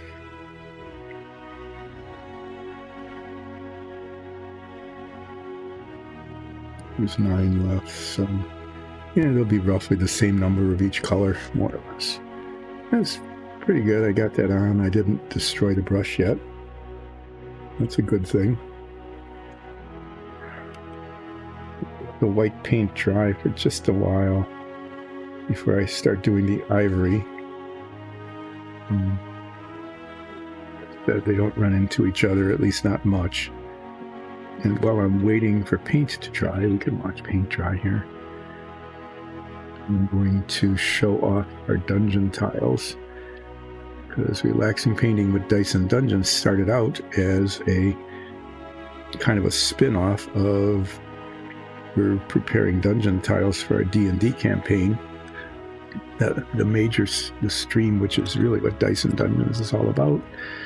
3 Sundays a month with a live chat, 2 o'clock Eastern Time. Catch it on YouTube or as a podcast if you miss it. So we made dungeons, and you can see some like the one there with the purple pool. Okay, that's kind of the dungeons that we do. This is a rough stone dungeon. The tiles are printed on the PLA 3D printers behind me, which is, even though it's frozen, you can still see some of them. Walls and floors printed as one solid piece so that the whole thing holds up really well and stays at a 90-degree angle. That took a good deal of experimentation and manipulation by our DM to get these like that, but it was a huge improvement compared to some of the early ones that we did. And then under the base here are little ball magnets, like little BBs kind of, except they're magnets that rotate in the wells, and they stick to each other because the magnets orient themselves so that they attract. And what that allows us to do is very easily and quickly take them apart, put them together on any surface that you care about. Okay, it doesn't have to be a metallic surface at all for the magnets to work, because the magnets attract to each other in the tiles and not to an exterior surface. These are rough stone, okay, which means that they're rough. I'll show you. This one is a cut stone. You can see the difference. All right, cut stone is like a regular pattern as opposed to the regular rough pattern. Same idea though. This also has magnets in it, and this is a special tile because it has built into it, printed right on it, a fire sigil, and the fire sigil is part of a special dungeon set that is like a fire wizard or something. There's 3 of these around the walls, and in the center is a floor tile with a cauldron built into it. And the cauldron also has a little magnet in the center of it, and a flame, much like this, will go into the cauldron and stick. And so if we're in, visiting or having a battle with, or just, wanting a campfire or wanting to roast marshmallows or something, the fire wizard can say, flame on, or come to me, flame, or whatever is done, waving hands or just lighting a match and going whoop, to light the flame in the tile. But yeah, and as you can see, this works the same way. Yeah. And the other ones are the third kind that we produce are wood. They're not made out of wood. They're made to look like wood. Okay. These are really cool. These take quite a while to paint because there's, these prime, base coat, highlight, wash. It still takes a while. If you watch the stream where these are painted, it goes much more quickly on stream than it feels like in real life. But these take a little longer to paint because the stucco wall needs to be painted in, and then this needs to be painted on. Generally, actually, the stucco wall is the last thing that's done. They're primed and then painted a base brown color, including all of the beams around the outside, front and back. And then it's washed and then the stucco is painted on the inside. So there's an extra. It just takes longer to make sure that this is done right and looks good. But the combination of paint and wash that we discovered after testing maybe 7 different variations and combinations looks really good. And all of our dungeon tiles have operating doors. This just happens to be the one that's wood. You can see they're pin hinged and they turn and operate. So when we enter into a dungeon, okay, a cave or a warehouse or a tavern or something, it can be arranged in many different ways. And when we break into the storeroom in the back, open the door really opens. So it adds a whole another level to the campaign. It's really cool.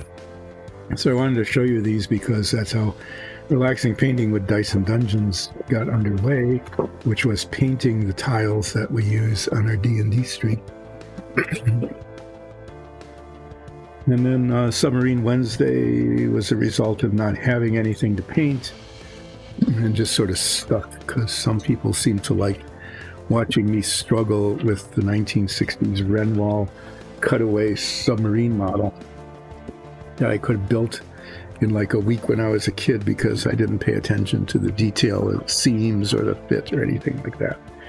Okay, I'm going to use these because I'm going to be painting a different color and I need to pay attention to the contact points between one color and the other, which I didn't have to do when I was painting the first color.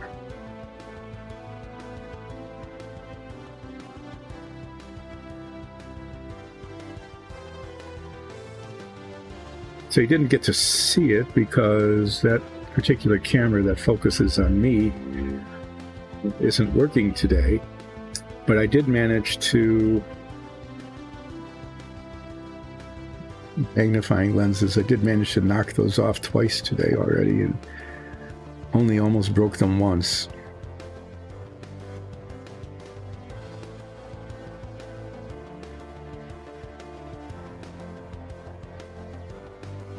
Okay, this is a slightly yellowish white. See the difference here. Assuming I can get these on in focus and get going.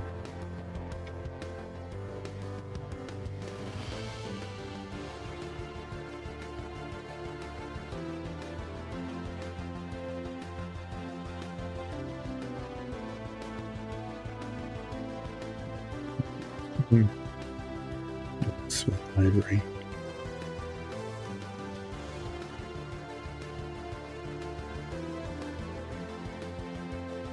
And that one I just swapped on is going to be bone white, which is a darker beige color.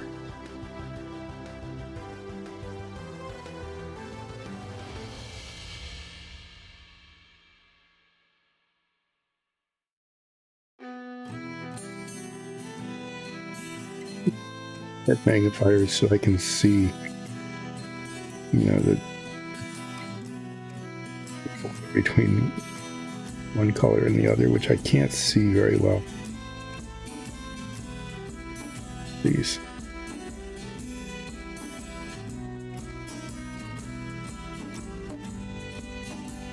But yeah,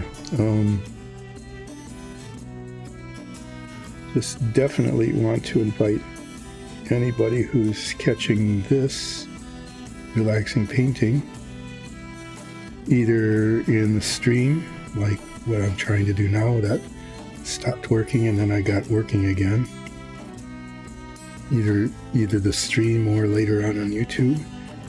And anybody who's catching it, I really want to invite you to, if you can't, watch the stream on Sunday with the live chat, look us up on YouTube and catch some of the older episodes of our D&D campaign. I think we're putting on a really good show, and our DM has created a very interesting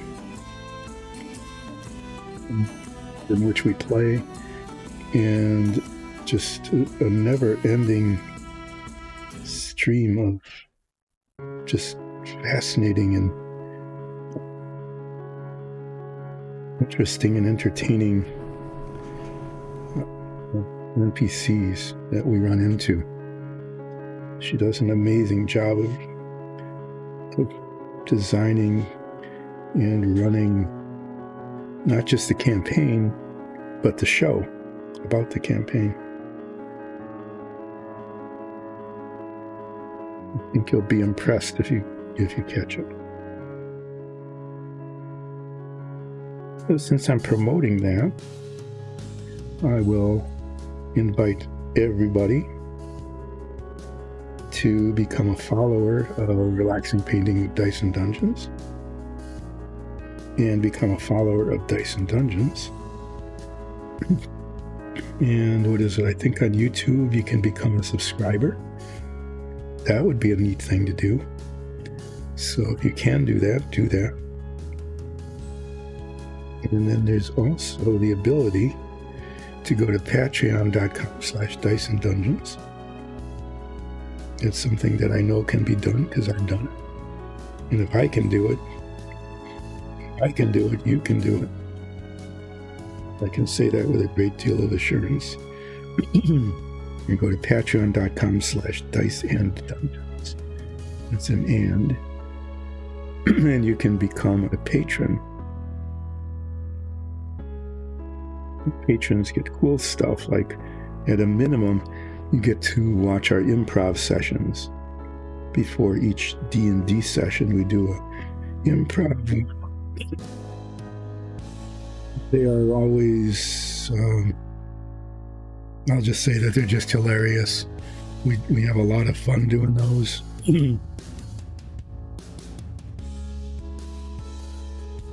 They're just silly.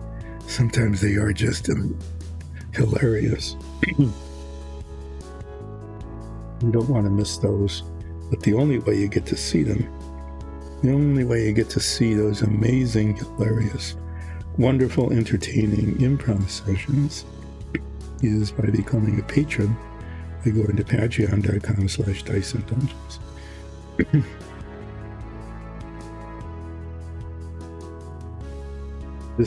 Looking at this with my head magnifiers, it's really detailed. There's just eye holes, but the nose even has the bone thing that goes through the center of the nose. It's weird how detailed it is.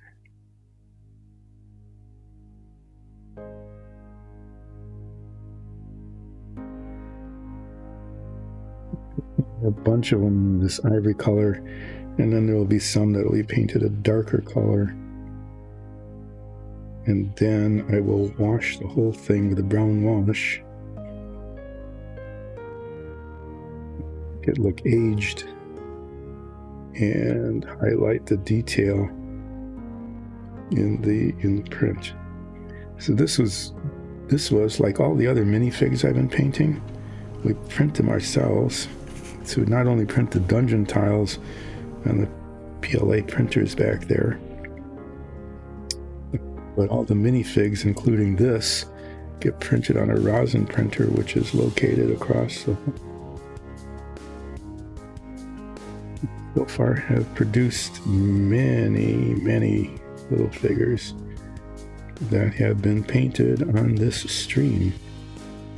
Mostly I do them, but sometimes Nicole will do the painting. Be like the guest painter.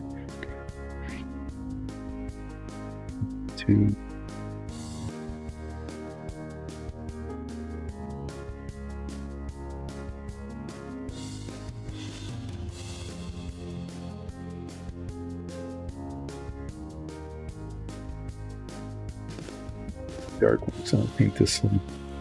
Yep.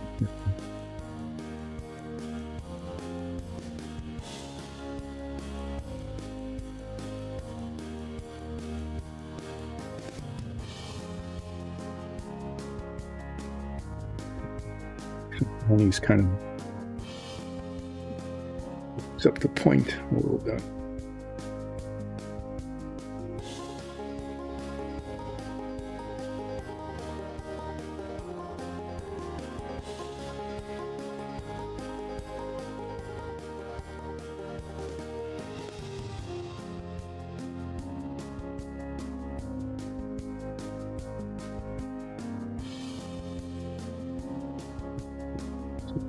stuff down there. It's the jaw that fell off of that one. And that's, whoever designed this really designed it well. It could have been, might have been designed to be a larger print, because there's so much detail in it. You could make it 5 times bigger than this, and it would still have all the detail that you'd want.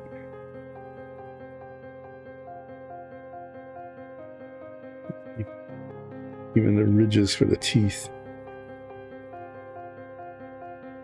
It's a level of detail that will not be seen when this appears as a prop on the stream, because it just can't. You can't get the camera in close enough to pick out the detail.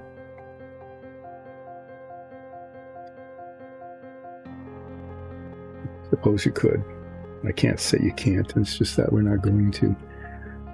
There's a couple of little bits, just at the bottom of some of these skulls. There's just a little bit of resin, like right under their chin. Kind of a support structure more than anything is what it was. That needs to come off, because it'll show in a way that is distracting.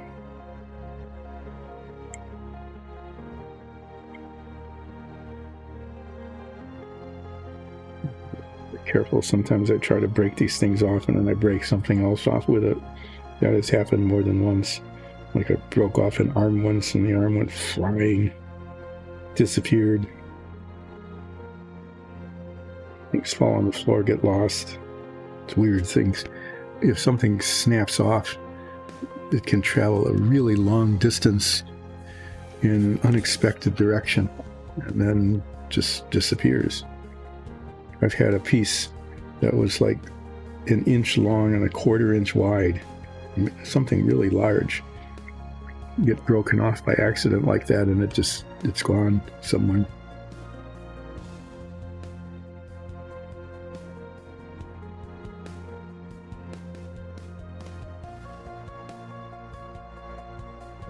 This is the third color.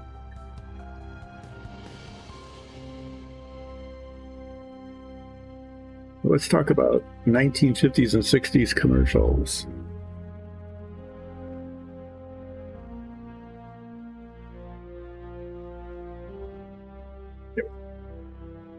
Commercials just there was less production in them, I'll say, than there are now. Okay, so sometimes they were just really crudely animated with a voiceover. There aren't too many actors in them. I remember, it's a little kid growing up. Sometimes you just wanted the stuff that was in commercials. Sometimes you did not want the stuff that was in commercials. Mapo, there's a hot cereal that was artificially flavored. They even went out of their way to say that it was artificially flavored with artificial maple flavoring. It's maple flavored. It's not done with maple syrup at all.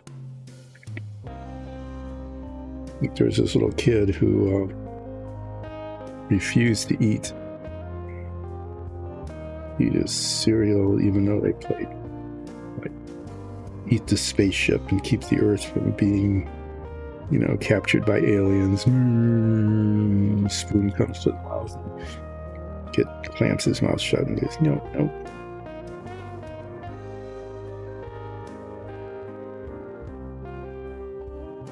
So eventually the father, thinking about that's really pretty fascinating, because back then,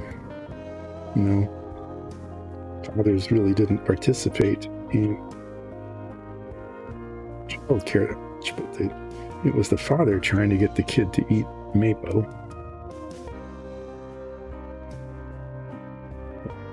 But it did. So just an aside there, that was an unusual thing back then. And the father was trying to get the kid to eat mapo. Probably. The father just says, I'll eat it. Eats the mapo. Likes it so much that doesn't give it to the kid anymore. So, kids being kids, it's like, I don't want what I can get, but I definitely want what I can't.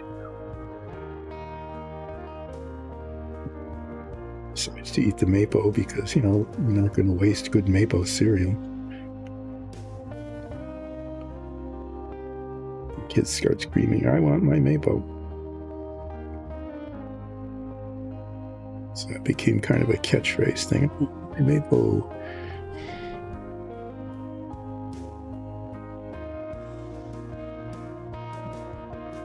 Oddly enough, commercial didn't work on me or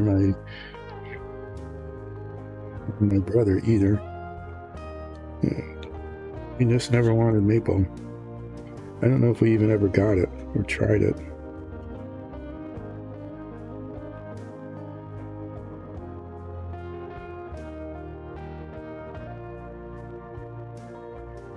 And this was back in the day when artificial stuff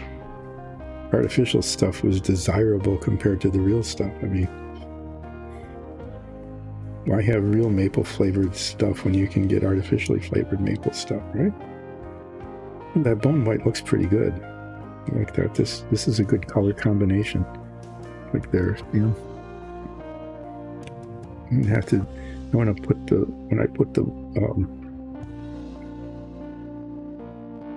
brown wash on it would be really light. Basically, I just wanted to highlight the eye sockets and teeth and stuff. I don't want it to turn everything brown.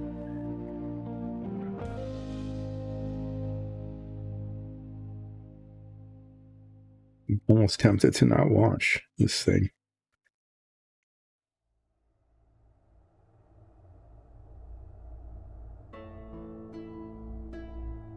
Good that I have maybe a lighter color, but maybe what I'll do is rather than just use a big brush and swoosh wash over this, maybe I'll use like a tiny brush and just try to get it into the crevices, nooks and crannies and eye sockets and teeth and stuff, and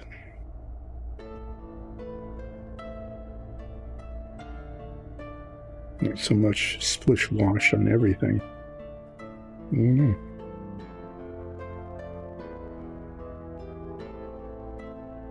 Maybe I'll just leave well enough alone and just leave it as it is.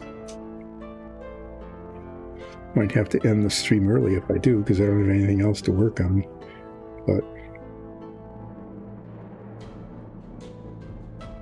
do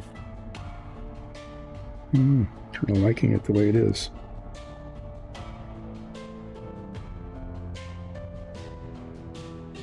So there was mapo. Okay. Things. I guess they still make it. I'm kind of surprised because it came out. We were really small. It was like in the 50s, I think.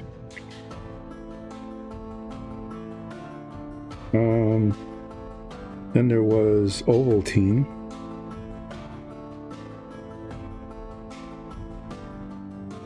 Favorite Ovaltine, which was supposed to give you like an energy boost or something. Ovaltine was weird. It was, it had like, I don't know, maybe they make that too. And we had it because, the ads caught our attention. They were just advertised by and for something that we thought was kind of cool at the time, and but it had like this fiber in it. I mean, not like long stringy things, but something that was textured. It wasn't just really smooth. It had these little bits of something. And the chocolate flavor was not very chocolatey. mixed it with milk, warm milk, I guess, was the way it was supposed to be done. And we'd have that because it was, something. So that was another one of those things. Sugared, and later on, sugared cereals came out. So Cocoa Puffs and Trix and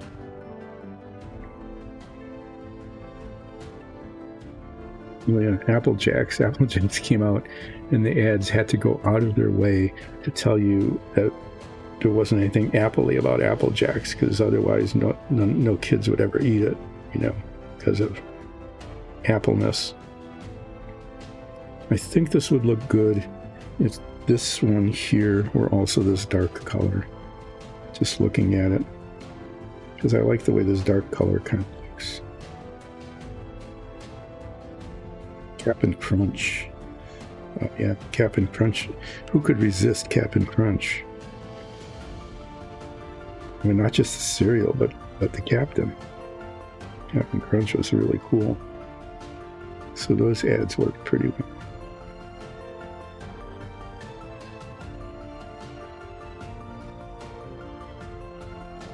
There was one commercial.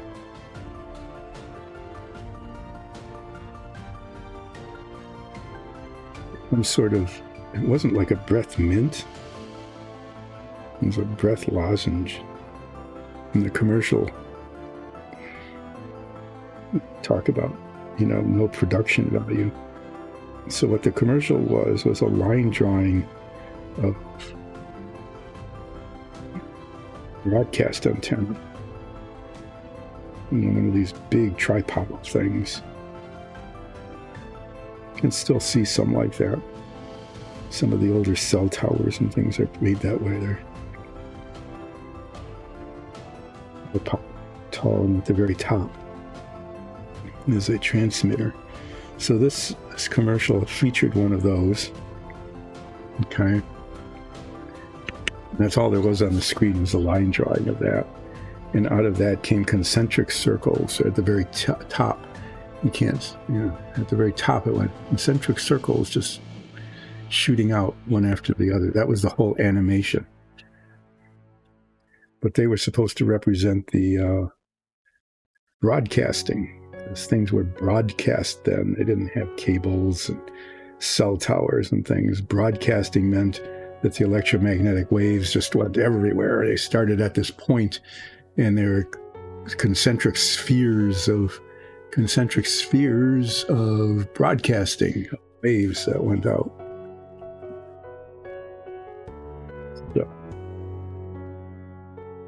what this commercial was about was a mouth lozenge or spray or something. I can't remember what it was.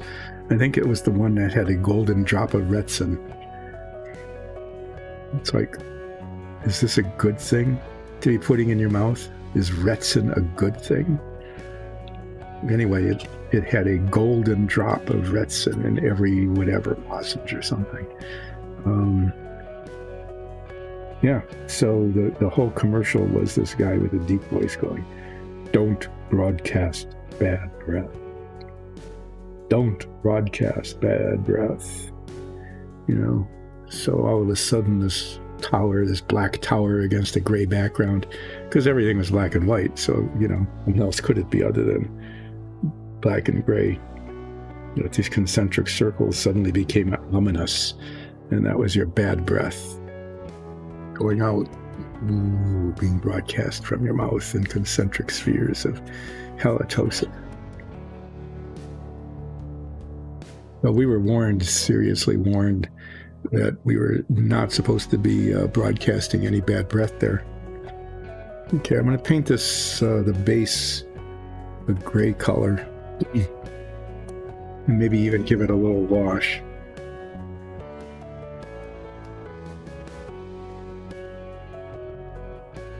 So, if you were worried about bad breath, you had to have your, whatever it was, whether that was the one that had Retsin in it or something else, I don't know. But you definitely didn't want to be broadcasting that. But that's all there was on this whole commercial, as I recall. It was just this outline drawing of a radio antenna with these concentric circles broadcasting. I don't know that we ever bought that stuff. I guess I just, was doomed to be broadcasting my breath. But that's kind of the commercial we had. But then, on the same theme, there were the toothpaste commercials.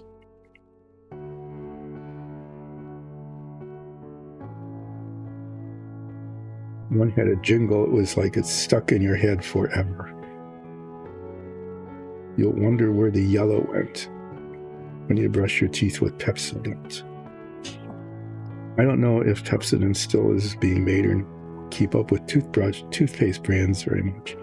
It probably still is, but that's if they advertise, they don't sing that jingle. I guess the yellow they were talking about was the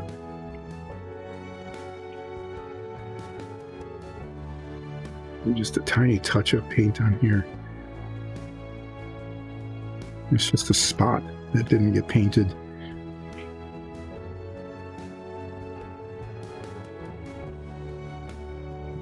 This color, see if I can get it with this brush.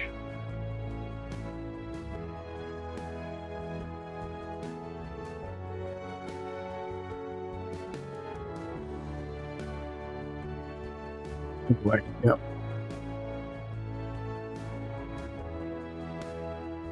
I think we probably had Pepsodent. We probably used that at some point. I think we had practically every brand of toothpaste made in the house at one point or another, except for maybe even the one I'll talk about next. But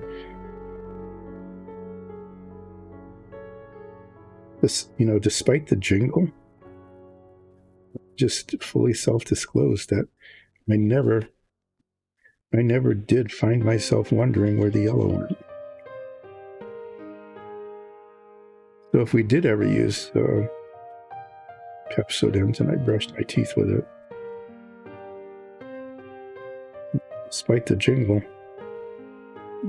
insisting that is what would happen, I do not recall seriously ever wondering where the yellow went.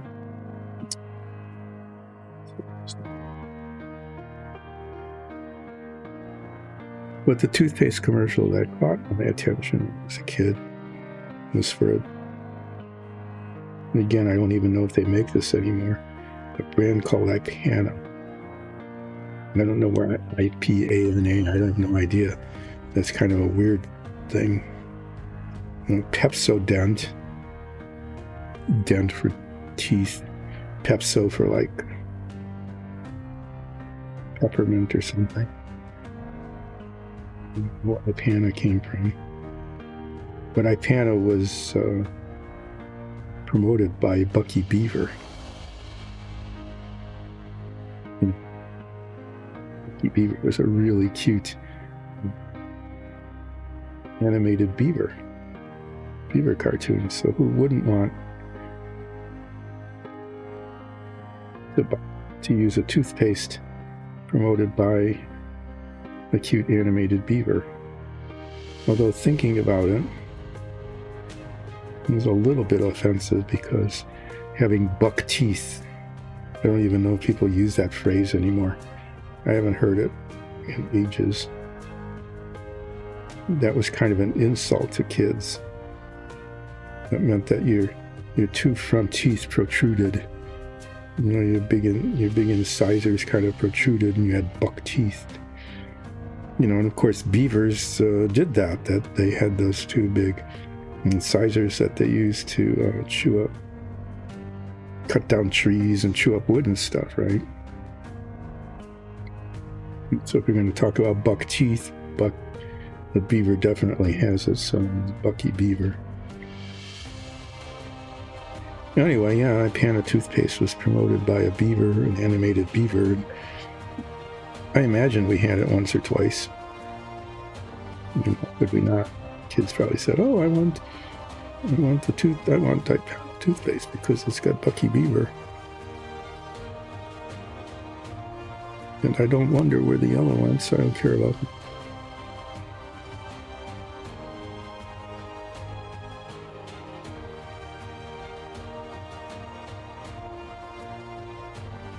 I'm broadcasting bad breath. Maybe I am. Everybody, everybody must have smelled. There must have been a lot of body smells in the 50s, because there was a lot of commercials for casting bad breath and toothpastes and deodorants and stuff. Maybe the stuff was novel then. Maybe we didn't. Modern living through chemical kind of things. Okay, we've got a chemical to take care of. That you're worried about. It's Retsin. It's a golden drop. Nobody had a clue what Betsin was. Still don't.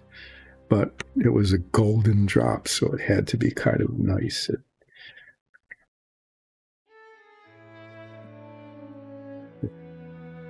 There it is. So, those are some of the commercials. What else did we have?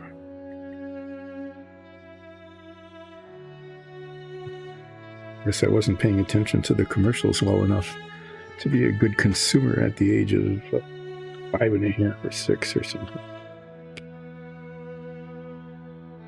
Part of it was that when the commercials came on, that was your chance to go, to get something to drink or go to the bathroom or whatever. So I ended up missing a lot of the commercials, I guess.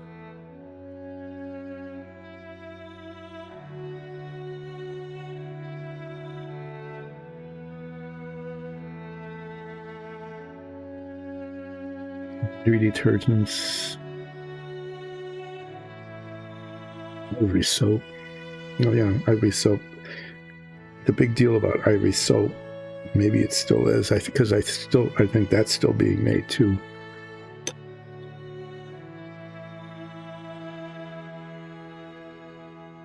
Is that it floats.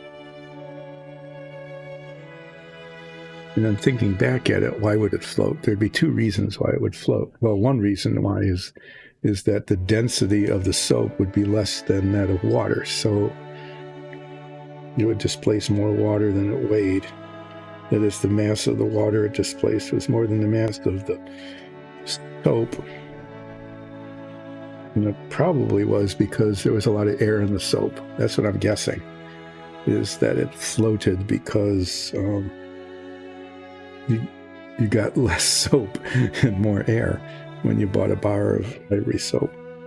It could just be made out of light mass materials. I mean, the fat that they used or whatever to make it might have been, mass. I'm not really sure. Kind of weird to think about it, but it floats.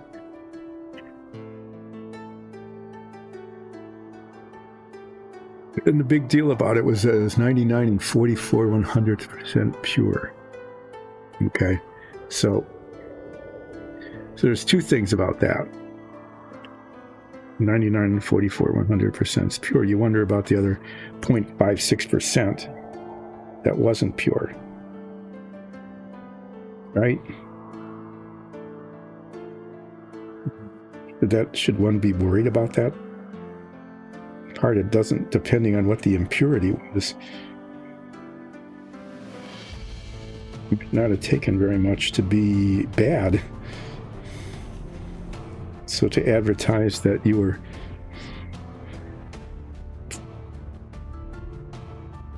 five, 6% not pure.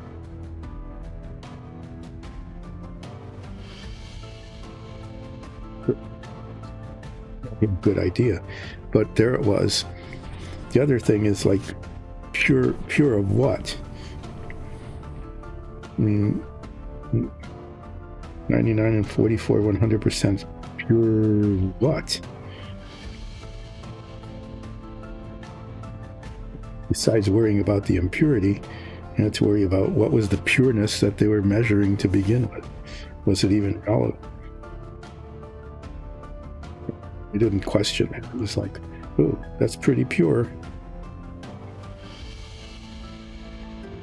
Percent pure.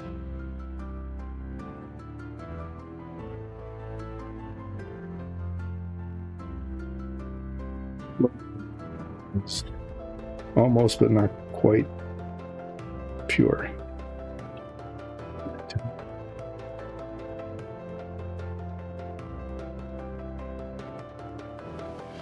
Thinking about it, there were a lot of soap commercials too.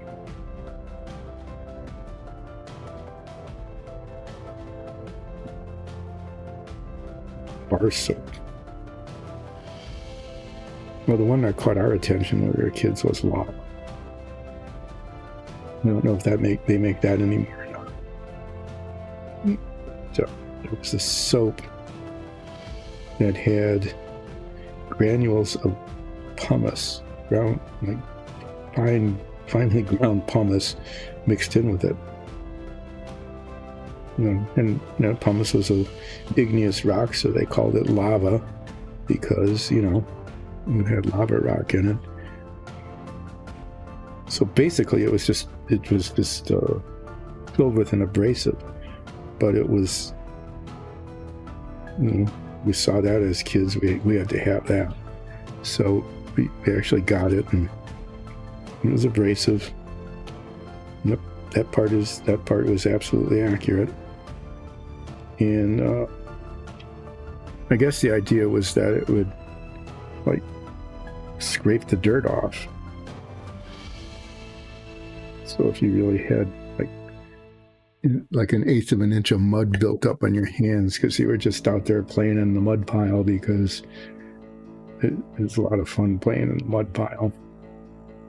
Not just sand, but dirt, and the dirt had some clay in it, so you could build tunnels and bridges and junk with it.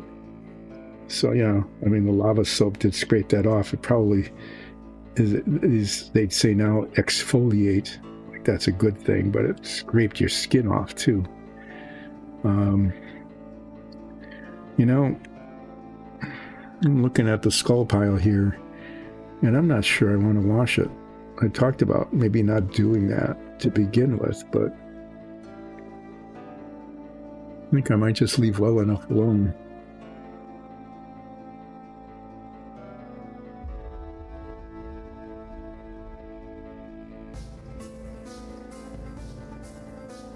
I know I had if I did, I'd have to have almost dry brush it, and if I dry brushed it, then the wash would go on the surface and not in the crannies, and so I'd have to wash it and then highlight it in the same colors again, dry brushing over the wash later, and I can't pull that off. But I think that, if this were to appear on the stream as, we were walking through a cave for some reason, or even through the woods, you could be just walking through the woods and you just come upon this, and then we'd have to speculate about what was going on and whether people were just honoring their ancestors here by piling up their skulls, or whether these were trophies of some sort of battle that people had fought and won. Is there some sort of animal in the woods that just collects these things and piles them up? I don't know. It would be, we would run into this as players, and probably could end up just sort of sitting around speculating for just a huge amount of time, wasting a lot of time, where the DM really had a storyline that wanted us to follow. This would be a real distraction. And then one of our characters, Nines, the Tabaxi Bard, would say, "Look at that pile. I bet there's something underneath it." Because, you could look at this, and it does. It looks like there's room for something in the center underneath these. And then it would take it all apart. I mean, you can't really take this apart. Although it'd be kind of cool if each of these was individual, and they were just sort of sitting there, and you could pick them off and see what was hidden underneath, and then find out that certainly there was nothing. but it would be something to do during the stream, would be to take that apart. Maybe we'd find something. You think it's just a solid? No, there isn't. There is room underneath there in the center of that pile. There is room for something. You know, like, can't say Palantir, right? Because that's like copyrighted or something. But there could be like a sack of gold. There could be another couple of skulls. There could be a giant gemstone.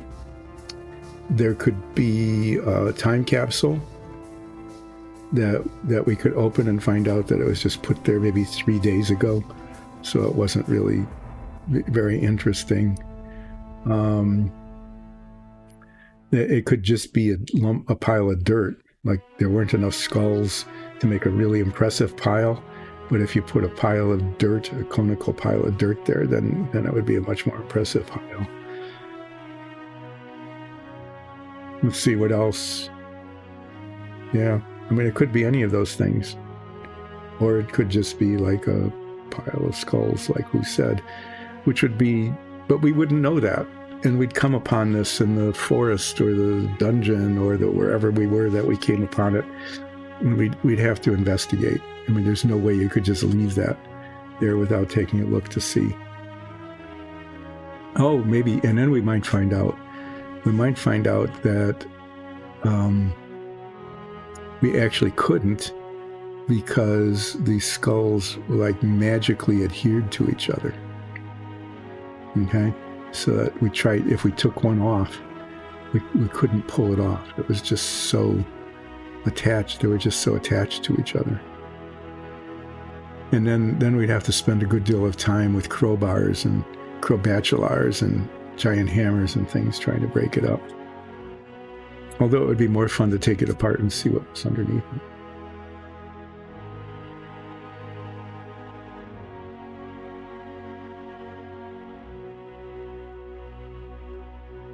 Yeah, so let's see, other commercials. There was Dinah Shore. Dinah Shore used to sing commercials for Chevrolet. They were like synonymous with each other. Okay. And she would say, they had a rhyme, see the USA in your Chevrolet. I guess you couldn't, it's like you had a Ford or a Chrysler or, Plymouth or a Hudson or Studebaker. Yeah.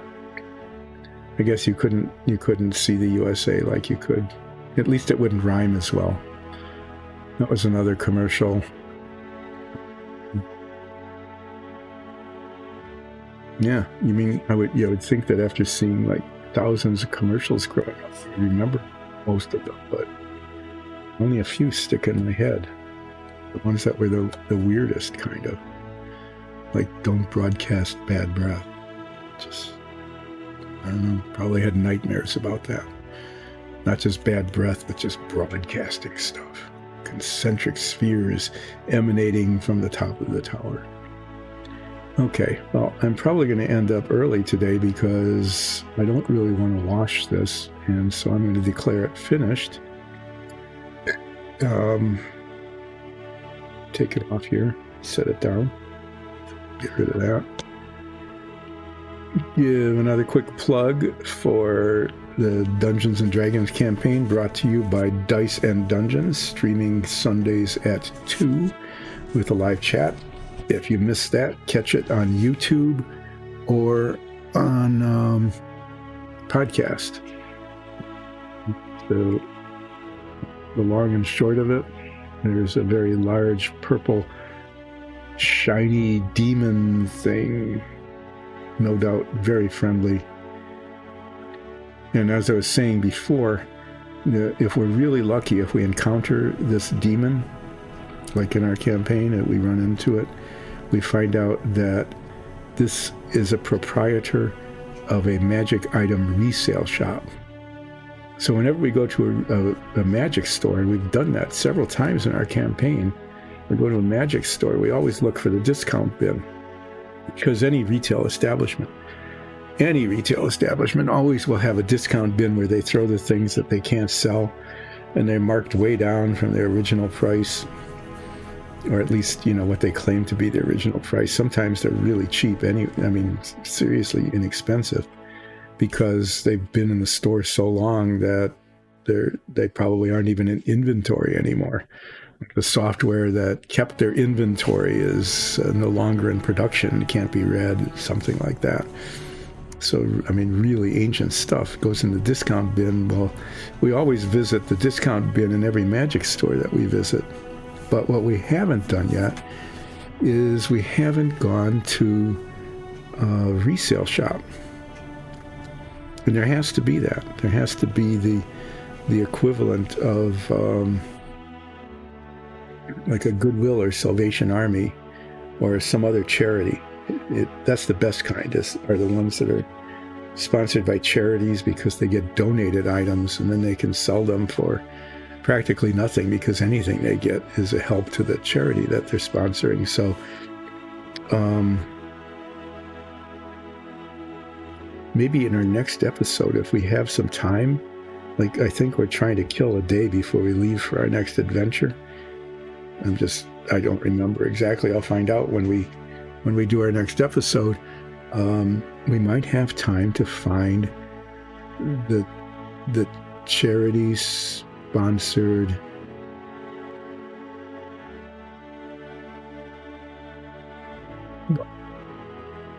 to a magic resale shop, or a resale of magic shops. Yeah, it is. It is. Sometimes people do that for entertainment. They wander around looking at killing a deity. What are you talking about? What are you talking about, killing a deity?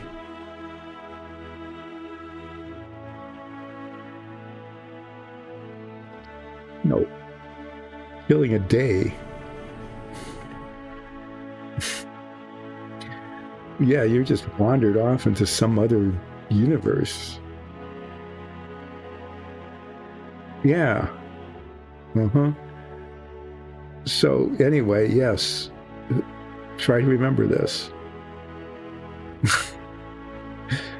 Well, we haven't done that yet. We've been visited by deities, but we haven't killed one off, at least not that we're aware of. But yeah, this guy is the proprietor of a charity-based magic resale shop that sells old magic items that were donated to the charity, and then they resell them. So by going in there, we would find out. We'd find out basically what rejected magic items there are in the world. We haven't done that yet, so I think we need to. All right, so yeah, I'm going to wrap up like 15 minutes early because I can't think of any other commercials to talk about. The demon guy, some sort of demon thing is finished. The skull pile is, looks like a pile of skulls. That's what it is. The only other things that I haven't painted are a couple of broken Valkyries that haven't been primed yet. And so I'll be back on Wednesday doing Submarine Wednesday as I attempt, and with great trepidation, to get the 3 missile decks, the missile tube decks lined up with each other at the right height, with the missile tubes actually fitting into them and into the hull all at the same time. And that will be, I just don't know. I mean, given the experience fitting other things together, I'm very concerned about that. So you can join in on Submarine Wednesday and just watch what happens. It'll either be very happy and wonderful and things will fit, or it'll be, oh no, it doesn't fit. And not only that, but the things that I filed and sanded on last Wednesday made it fit even worse, or who knows. I'm anxious about it. I do not know what's going to happen. Yeah. So, thanks for joining in. If you have an opportunity, please become a follower of Dice and Dungeons, either Relaxing Painting or our D&D campaign, or both, become a sponsor, and you're always welcome. Please consider going to patreon.com/diceanddungeons and becoming a patron of Dice and Dungeons. I will be back on Wednesday at more or less 10, working on the submarine again. We'll just see how it goes. Hopefully it'll go really well. If not, then I'm not sure. I might move on to just some other part of it, just to make some progress. I can promise nothing other than trying on Wednesday to continue progress on the submarine. And then just a reminder that I will not be streaming for 2 weeks starting next week, taking a couple of weeks off yet again for family, and of course there are magic items that are the equivalent of the cathode ray tube TV, which is really funny because we had a local, I'm going to digress, I can fill another 3 or 4 minutes here. So there was a local cleanup day every fall where someone, they have volunteers, and one of the haul-away companies brings a whole bunch of dumpsters, like a dozen giant dumpsters to this parking lot. The electronic recycling people show up, the thrift sales shop people show up in case there's anything that isn't total junk. But as we drove through, there were 2 entire pallets, covered with CRTs, big 36-inch televisions, computer monitors. It was really kind of surprising because it's been, God, how long? Like 10 years since everything was flat screened. But it's fall cleanup day, and you go down to your storeroom where you haven't been for too long, and you brush aside the cobwebs and scare away the ghosts, and pick up the mouse carcass and stuff like that. You go in there and spray it down with Lysol before you touch anything, and what do you find? You find an old CRT computer monitor and an old CRT TV, and you go, I thought we got rid of these like a decade ago. And I guess not. I guess putting it back here in this, forgotten storeroom is how we thought we were getting rid of it. But put on some gloves and you pick it up and you throw it in the back of your vehicle, and next thing you know, it joins like a dozen others on this pallet at Fall Cleanup Day.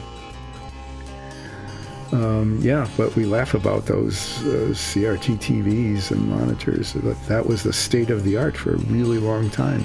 And they just kept getting bigger and better.